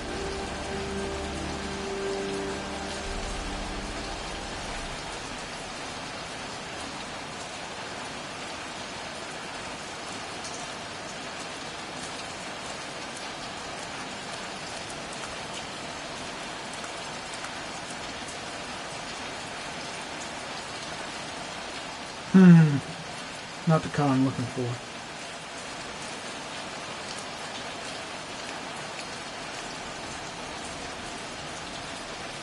Size 13. Must be Mad Jack's size.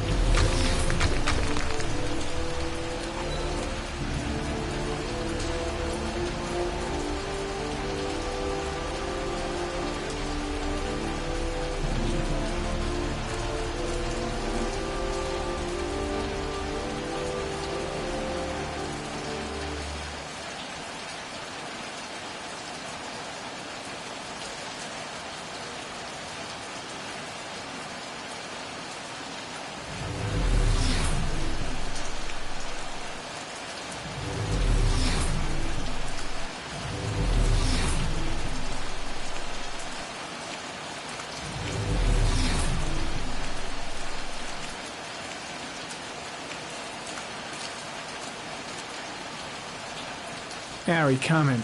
Traces of orchid pollen in the air inside the garage.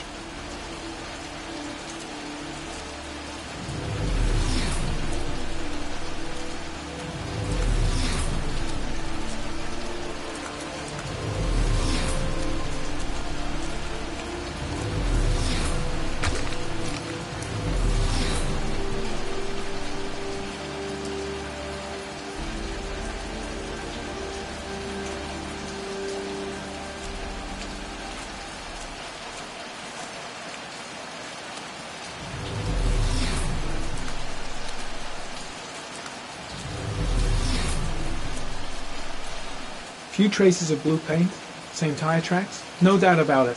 Killer's car was here.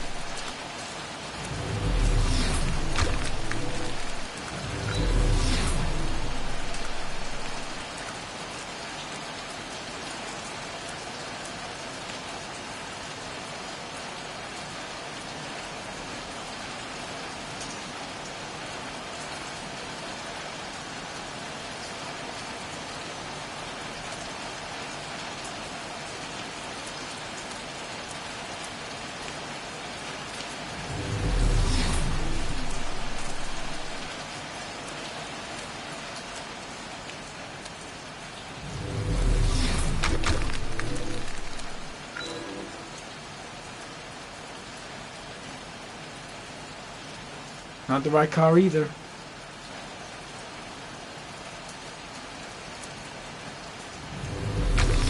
Damn! You got me, officer.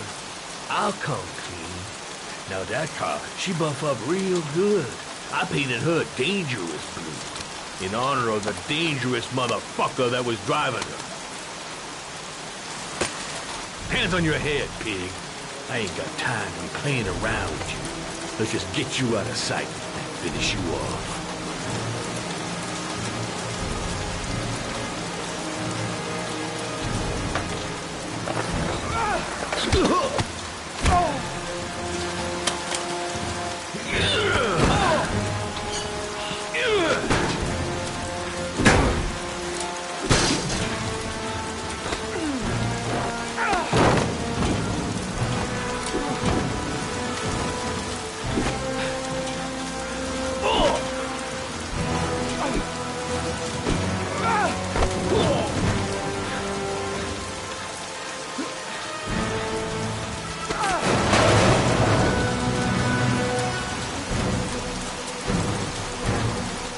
Enough fucking around.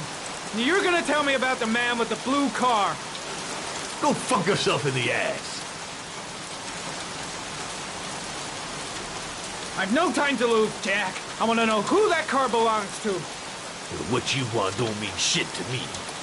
I ain't no snitch. You better just lock me up now, boy. Last chance, Jack. Make it easy on yourself. What you gonna do? You ain't got them killer eyes, so what? You gonna cuff me?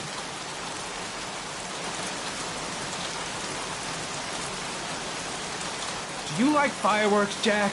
'Cause I bet them gas tanks are gonna blow up real nice. Shit, man, don't mess with the gasoline. Well, just say it was an accident. Or rather, I'll say it was an accident, 'cause you won't really be able to talk, will you, Jack? You crazy motherfucker. You out of your mind, man. No, I don't know nothing about the guy. He wanted me to get rid of his dirty car. Get him a new one with false plates. He paid cash, and I ain't the questioning kind. Said I was supposed to drop the word to a guy named Paco down at the Blue Lagoon when the car was done. Now that's all I know. We'll continue this discussion down at the station. You're under arrest. You have the right to remain silent. Anything... Shit, not now. Anything you say can and will be... Hey. You look like you got a problem, man.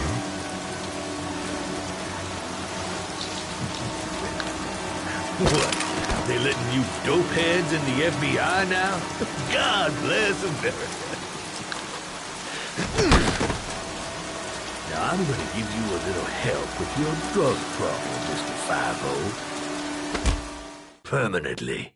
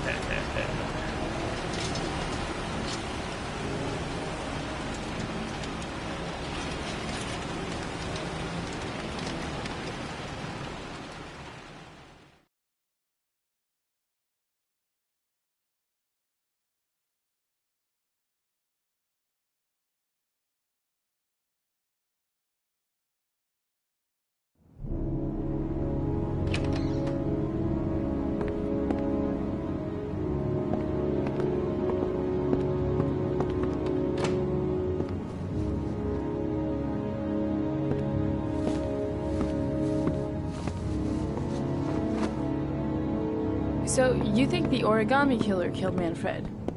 That makes sense. Didn't want him spilling his guts to us. And you suspect Gordy Kramer, right? Oh, him or one of his men.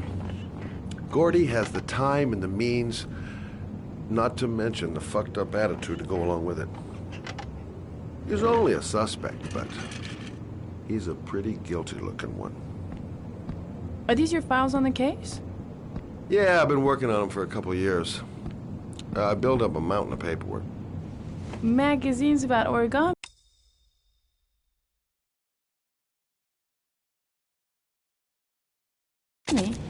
You think the killer could have subscribed to one of those? If he was even remotely interested in origami in the last 30 years, his name may be in there somewhere. Trouble is, there's over 500 names. It gets us squat. I'm starving. Do you have anything to eat? Well, I'm no chef, but I should be able to make some scrambled eggs if you like. Great. I'm soaking wet. I need to warm up a little. Is it okay if I take a shower? Well, be my guest. Go in my bedroom. It's the next door. Oh, I'll cook up the eggs while you're under the shower.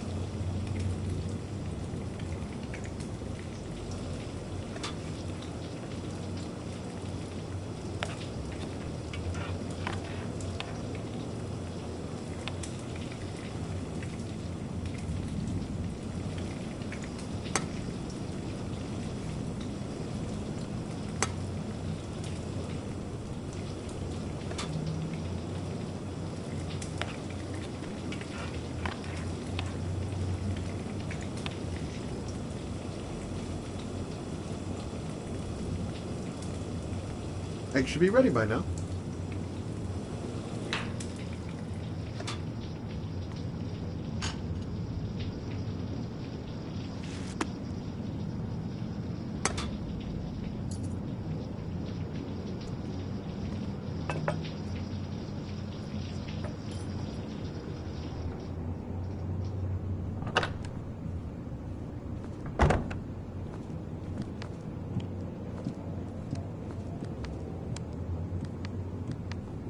I took the liberty of borrowing your bathrobe. Looks better on you. Hey, that almost looks good enough to eat.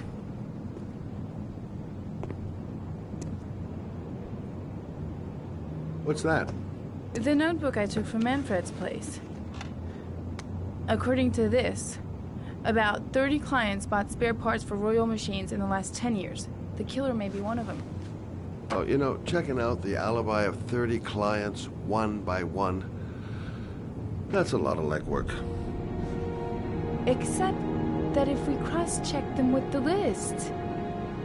The list of subscribers to Origami magazines. You still got that, right? Yeah, of course. Lauren, wait.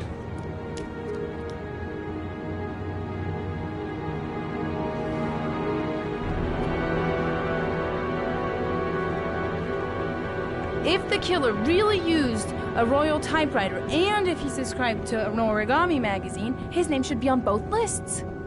Well, Lauren, I mean, that's just an assumption, but yeah, I suppose. His name is here somewhere. Help me. We're gonna find him.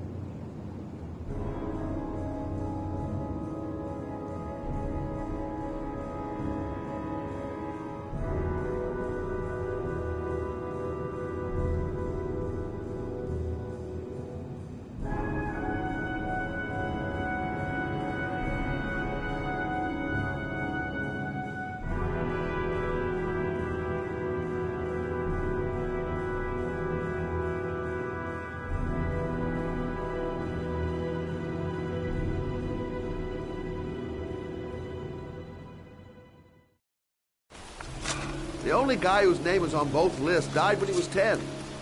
What are you gonna do now? Dig up his coffin, make sure he's dead? I know it doesn't make any sense. Unless the killer was only using his name. But why use the name of a kid who died 30 years ago? Well, that's what we came to find out. The name is John Shepard. It should be on a grave around here somewhere. You never give up, do you?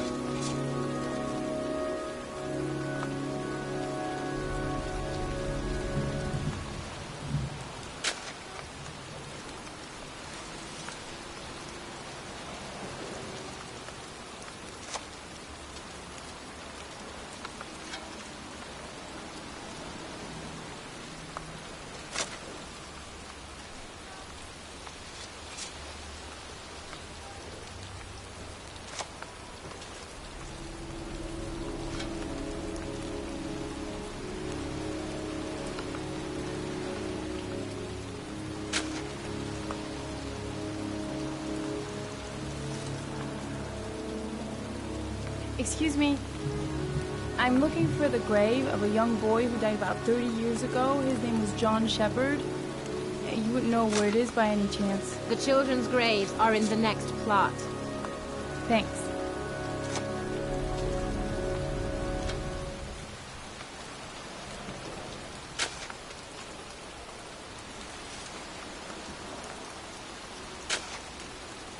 She's convinced she's onto something. And here's me, thinking we're wasting our friggin' time in this friggin' cemetery. This girl knows her mind all right. No point in trying to reason with her.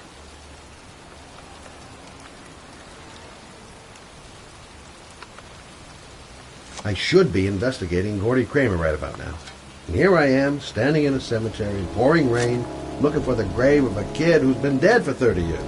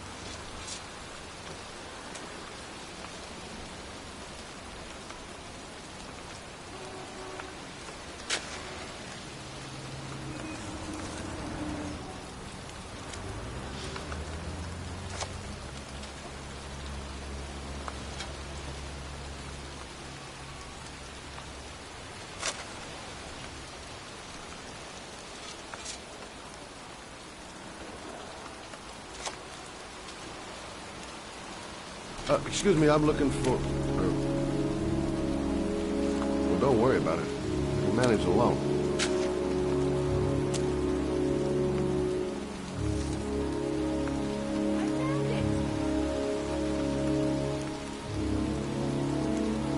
Gotta hand it to her. That girl is one really determined chick. Origami figures. That's one hell of a coincidence.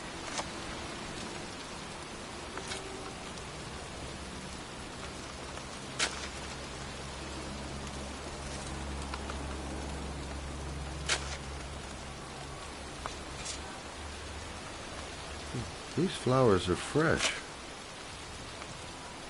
Looks like someone's still tending the grave. Oh, youngin'. That one I knew well. You knew John Shepard? I've worked this graveyard nearly all my life. I remember what happened. It was in 77. October, I think.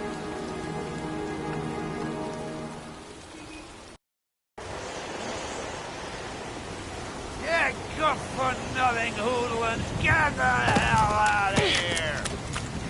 God! Beat it! You lousy, no good brats! Come back when your fucking mother comes home from work. He's drunk again. What are we gonna do? It's pouring rain. We're gonna get soaked if we spend a day outside. Well, at least you won't get beat. Little rain never hurt nobody. Come on, let's go play. Bet you can't catch me!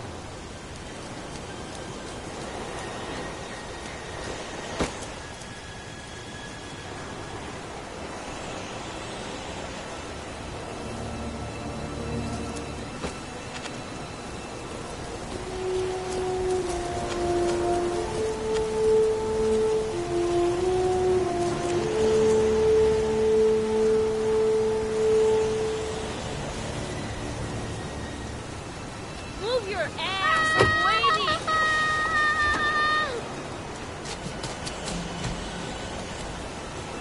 The construction site is empty. Come on! John is going too fast. He never waits for me. Watch your head!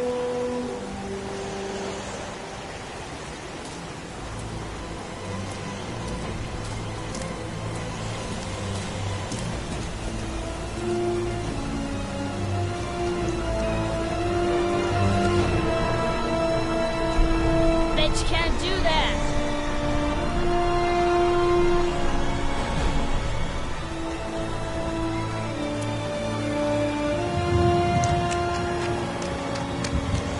Move your ass! I'm waiting!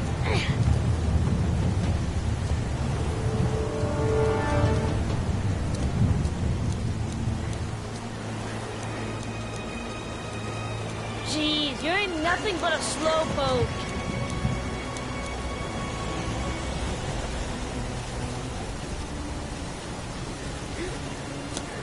Come on, loser!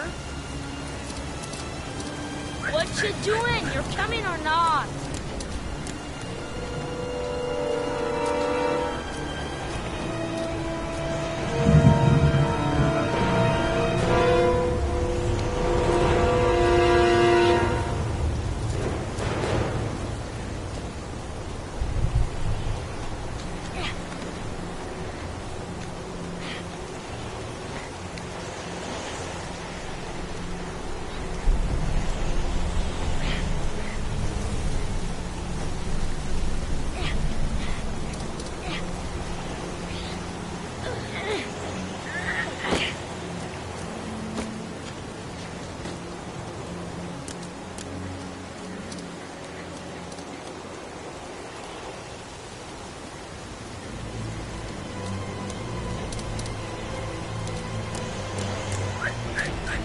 I think...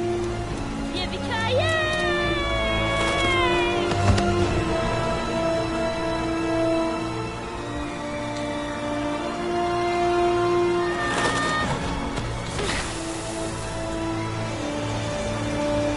You don't need to do this. It's too hard for you.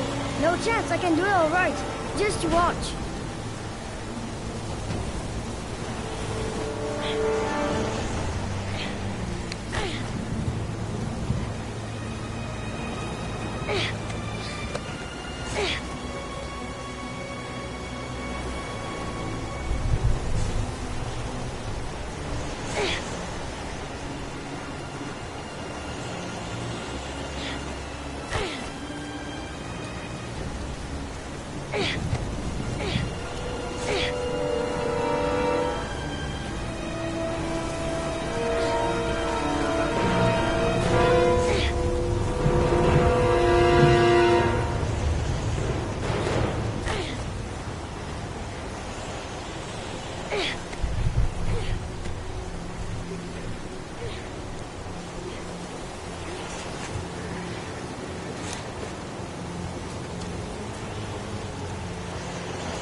John, wait for me! Get a move on!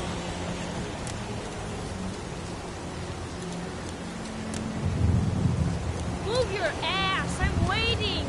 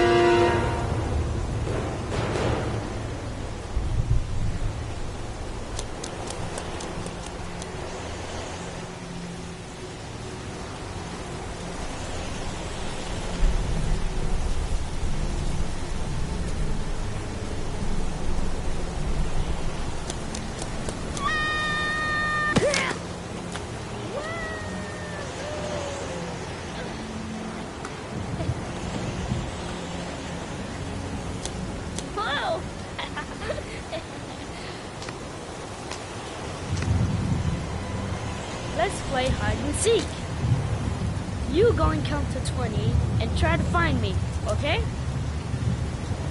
1, 2, 3, 4, 5, 6, 7, 9, 10, 11, 13, 14,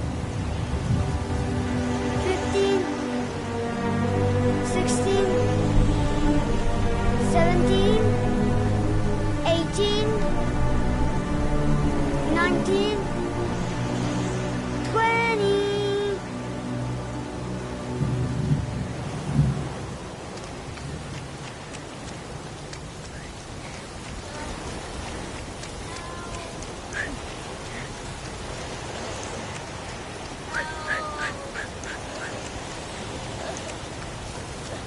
Those cries. That's John's voice. Help! John! My foot is stuck. Grandpa, I'll put it over there.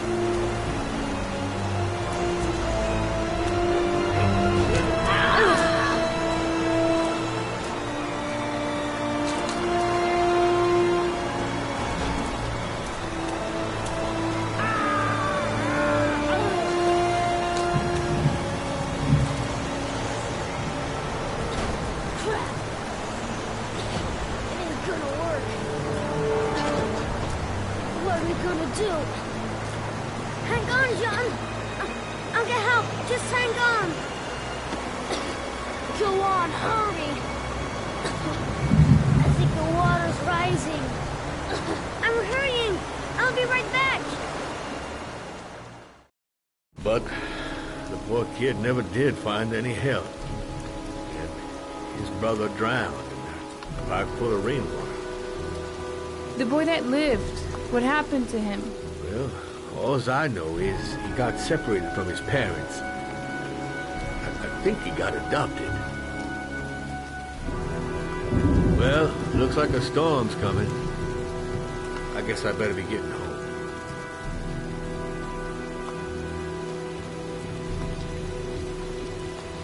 Christ, what a horrible story. John Shepherd drowned in the rain while holding his brother's hand.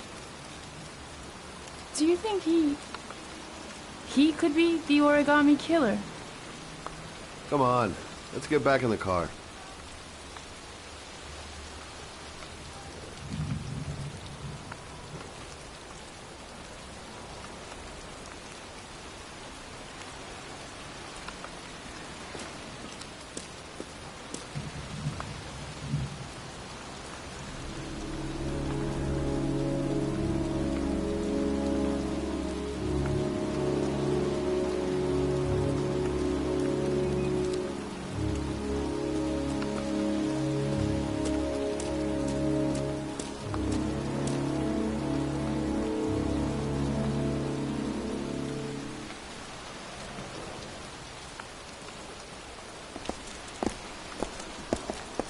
Wait. What's the matter? That man over there. Yeah? It's Charles Kramer. Gordy's father? What's he doing here?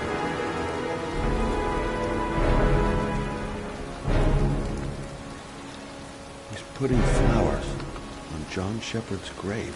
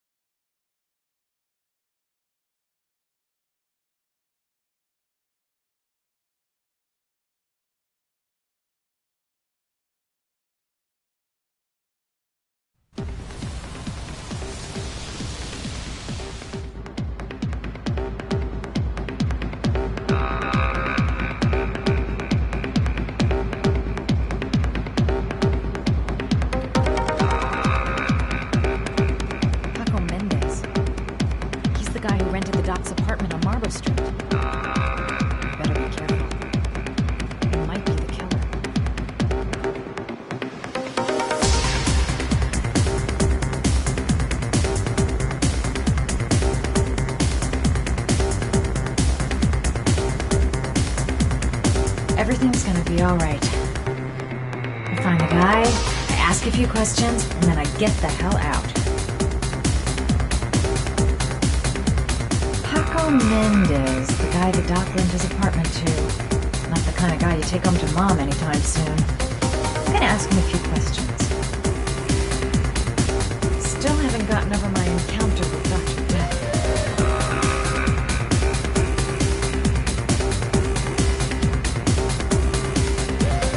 Bartender. He'll know where I can find Paco.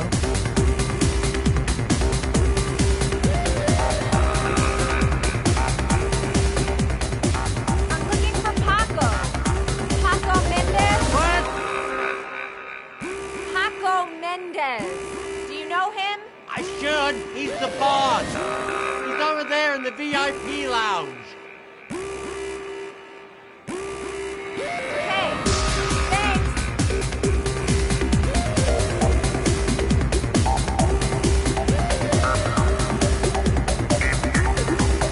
A section reserved for select guests. Shouldn't be too hard to find. The bartender says Paco's in the VIP lounge.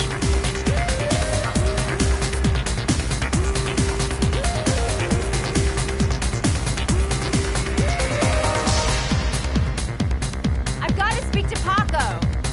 That's not possible. Mr. Mendez has asked not to be disturbed.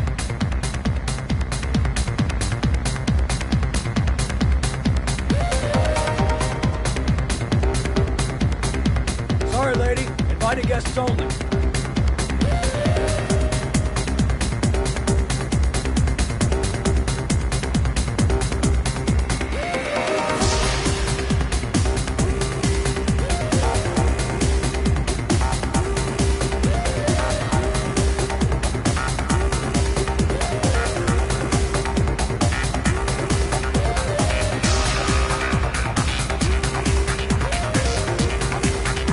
Paco's Picboon isn't letting anyone through. Gonna have to think of something else.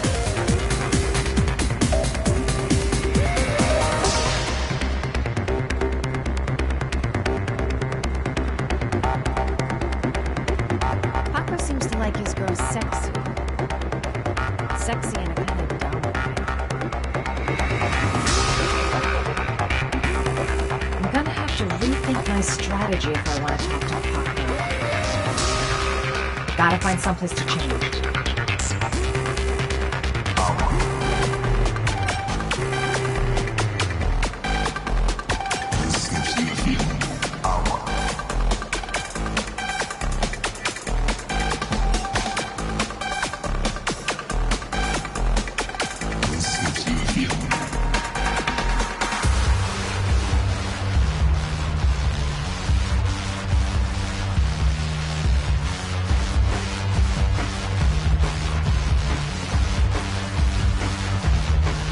Maybe I could catch his attention by strutting my stuff nearby.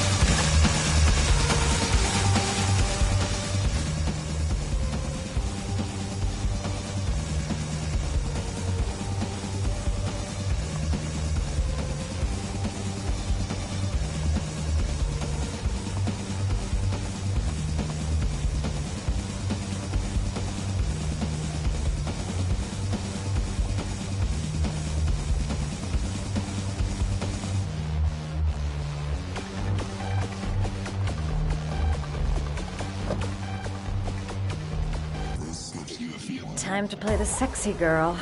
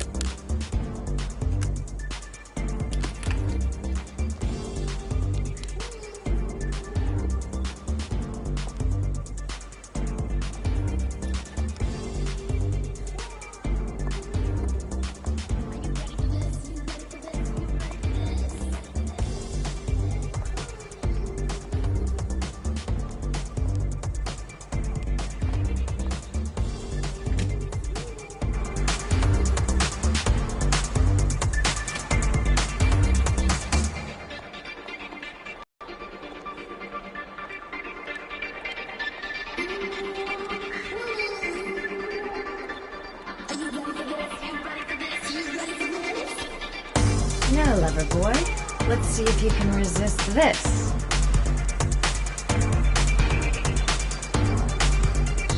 I say if you got it, flaunt it. Time to swing my hips and get a little rise out of Paco.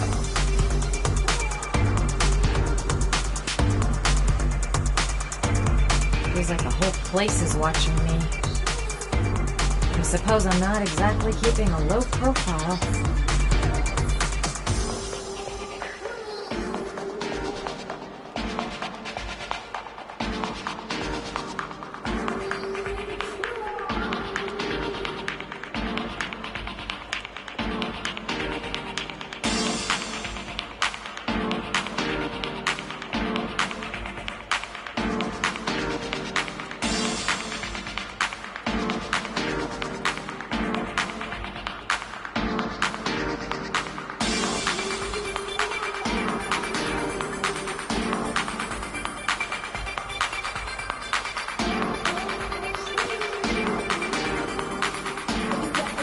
I don't need to work my magic on the bodyguard.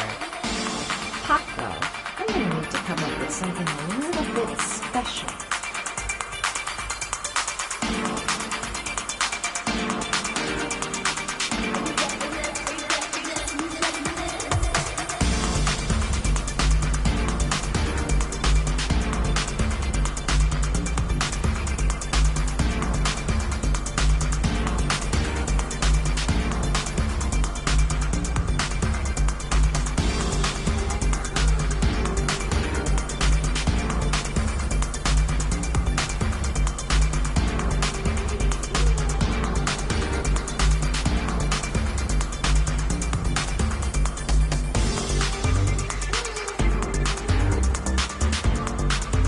Hey, you!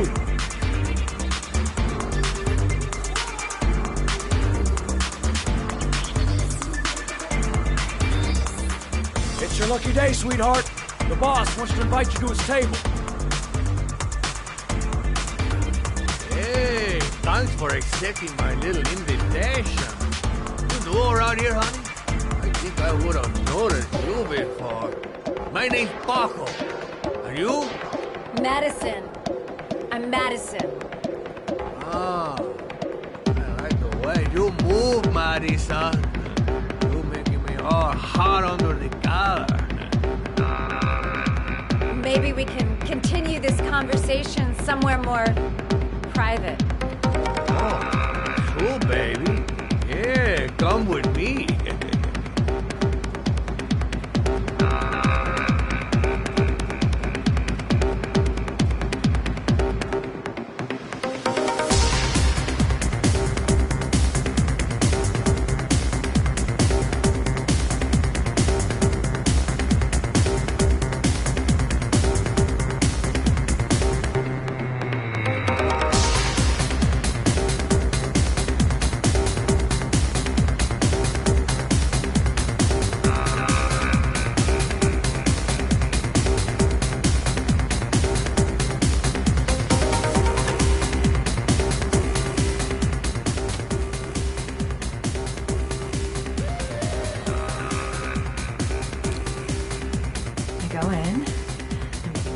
gun. Get out of there before I get into big trouble. Everything's gonna be alright. Everything is going to be alright. Everything's gonna be alright. So, welcome to my little kingdom.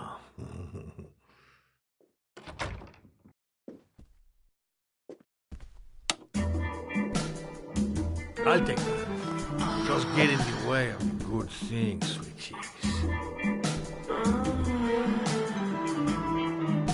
So, show me what you can do. Take it all.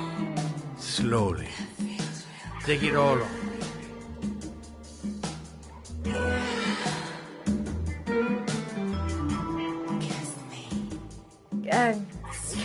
Could we just talk first? We don't need any more talking, baby. I all talked out. Show me what you can do.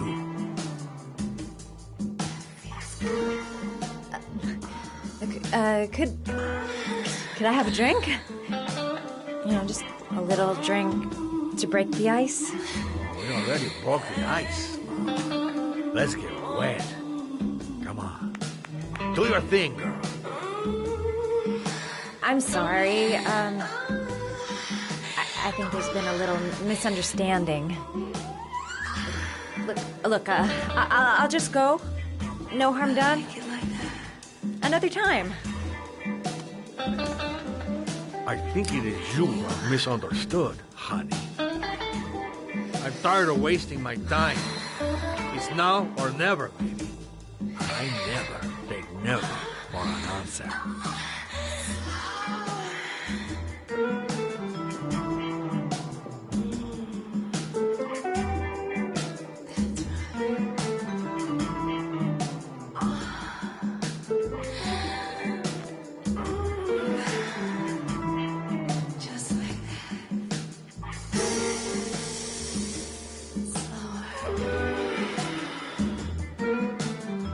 Puke if he so much as touches me. Could make a dive for him. Go for the throat. Don't even think of it. He's just too tough. I wouldn't stand a chance.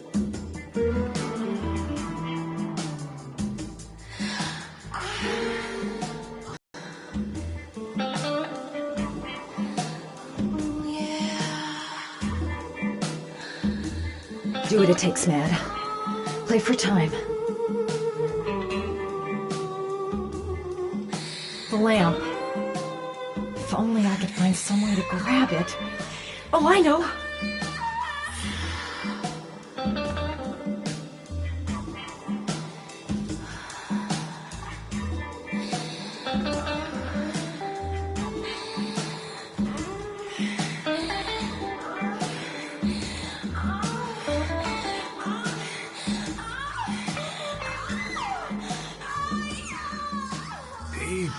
Sweet cakes. You got it going on down below.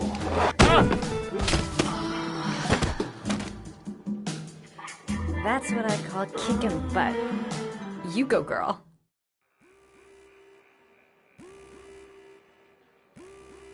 Okay, Act 2. Let's hear Loverboy sing.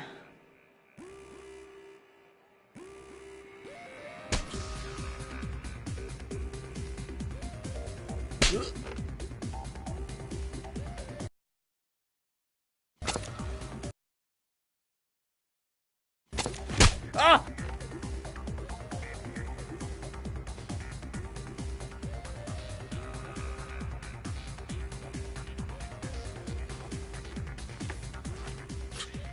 If you call out, I'll kill you. Got it? Shit. What you want? You rent an apartment on Marble Street. I want to know why. An apartment? I don't know what you're talking about.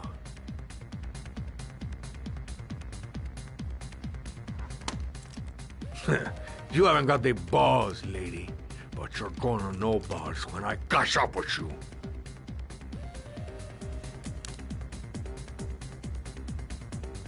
Ugh! You fucking bitch! I'm gonna kill you! Boss? Is everything all right?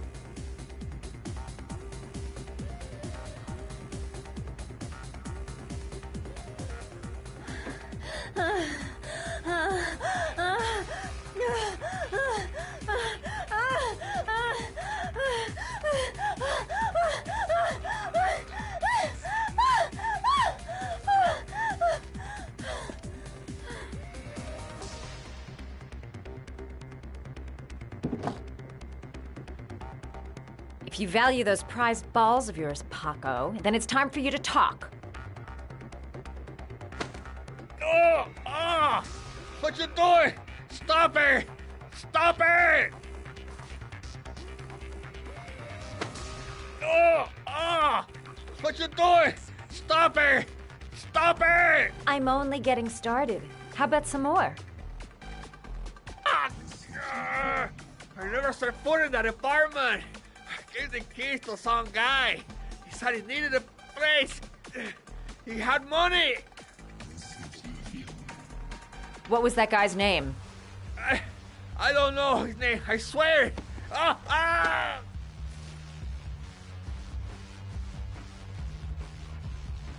Ah! Shepard. His name is John Shepard. That's all I know. I swear it. Ugh. There, that wasn't so hard, was it? I really appreciated this romantic moment, but I gotta dash. See you next time, lover boy. Time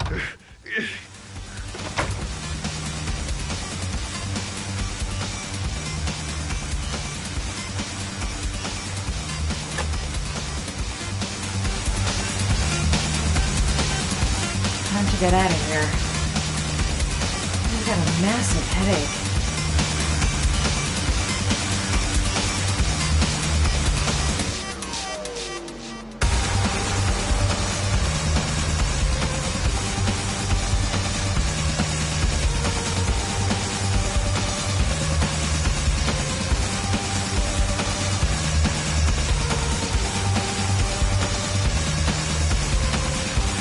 The name he gave me.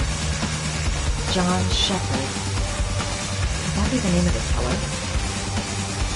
Guess I'll soon find out.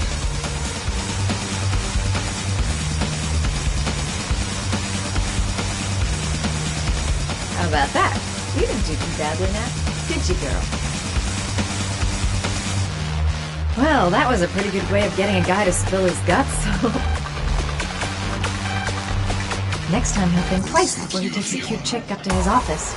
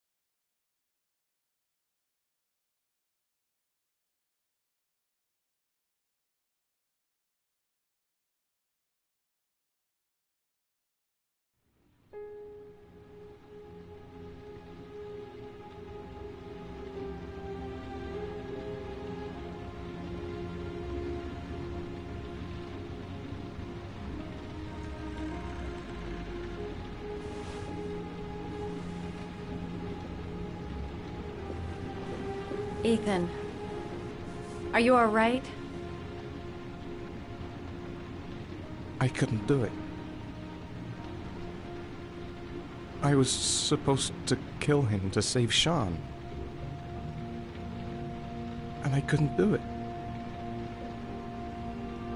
You're not the origami killer, Ethan.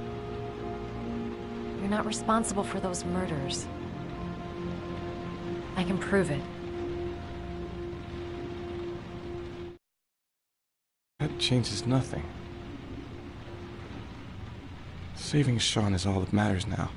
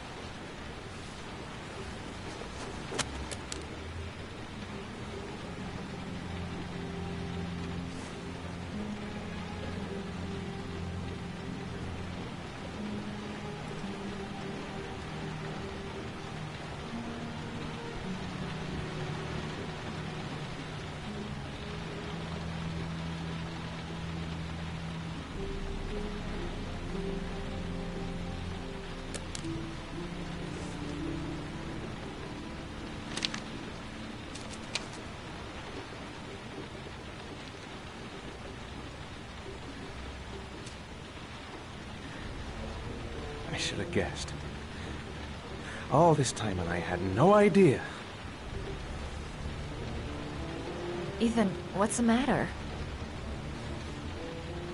I thought I meant something to you. Listen, You're a pretty good nurse for a fucking journalist! Ethan, I wanted to tell you, but... What kind of article were you gonna write? My life with a serial killer? No. How I caught the origami killer. Maybe you'll get a book deal. I hope it was fucking worth it!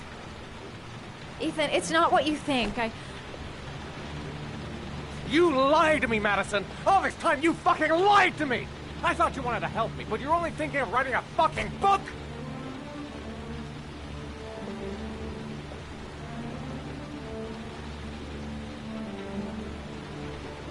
It's true. I'm a journalist. And I knew that you were the father of the boy who had disappeared, and I wanted to cover the story. But then I saw what you were going through to save your son. And I understood how much you love him. I wanted to tell you the truth, but I couldn't. I was afraid that you may not believe me. I was afraid that you'd ask me to go. All I want is for you to find your son alive. And when it's all over, I want to be with you.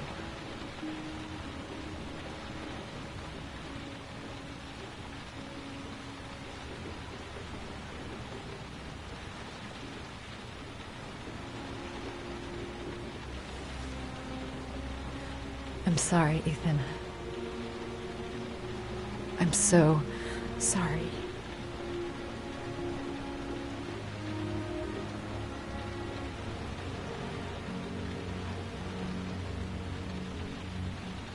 You're leaving, aren't you? It's the last origami figure. The last letters, then I'll know where Sean is. Take care, Ethan. I can't lose you now.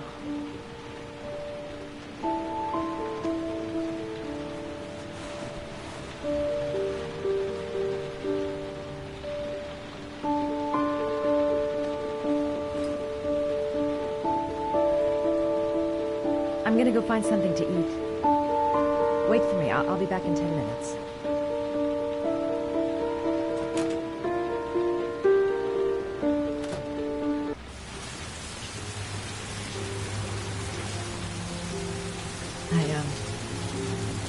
I think I'm starting to fall in love. Now we gotta find his son. And I think I know where to start looking. We'll find his son and prove he's innocent. I'll be able to help him now that he knows who I am.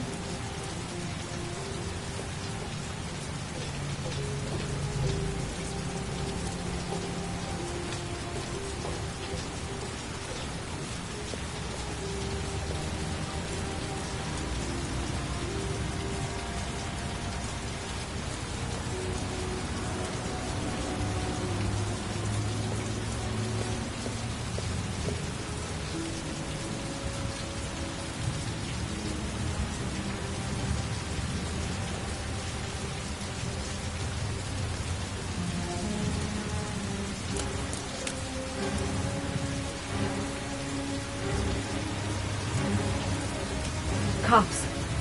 They're looking for Ethan. It looks like a raid.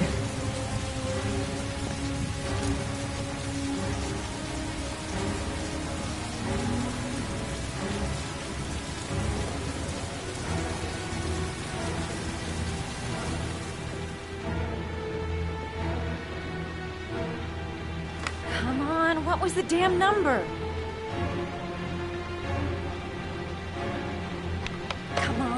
Come on! Pick up the phone! Hello? The cops. They're in the motel. You've got to get out of here.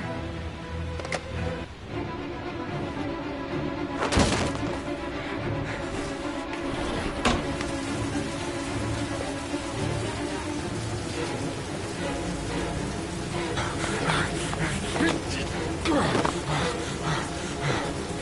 still on the move! Get him! He's making a run for it! He's on the balcony!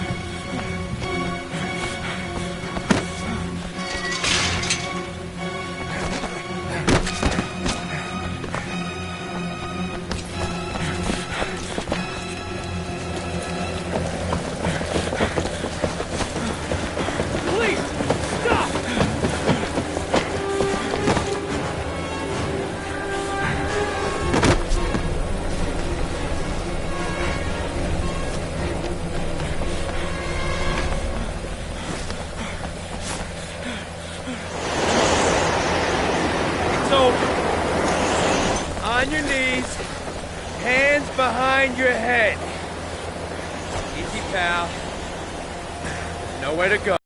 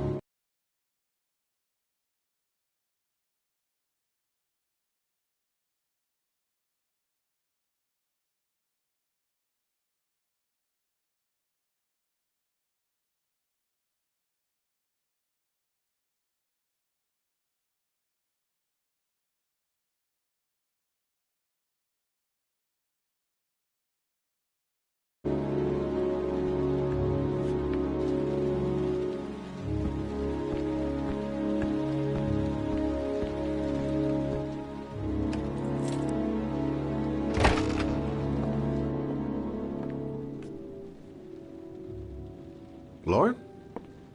I'm sorry, Scott. You should have listened to me, Mr. Shelby. I told you to drop the investigation. Your son is a serial killer. How many people does he have to kill before you turn him in? Gordy has his faults, but he's still my son. You have no children, Mr. Shelby. You can't possibly understand. You leave me no choice. Your investigation is over. For good.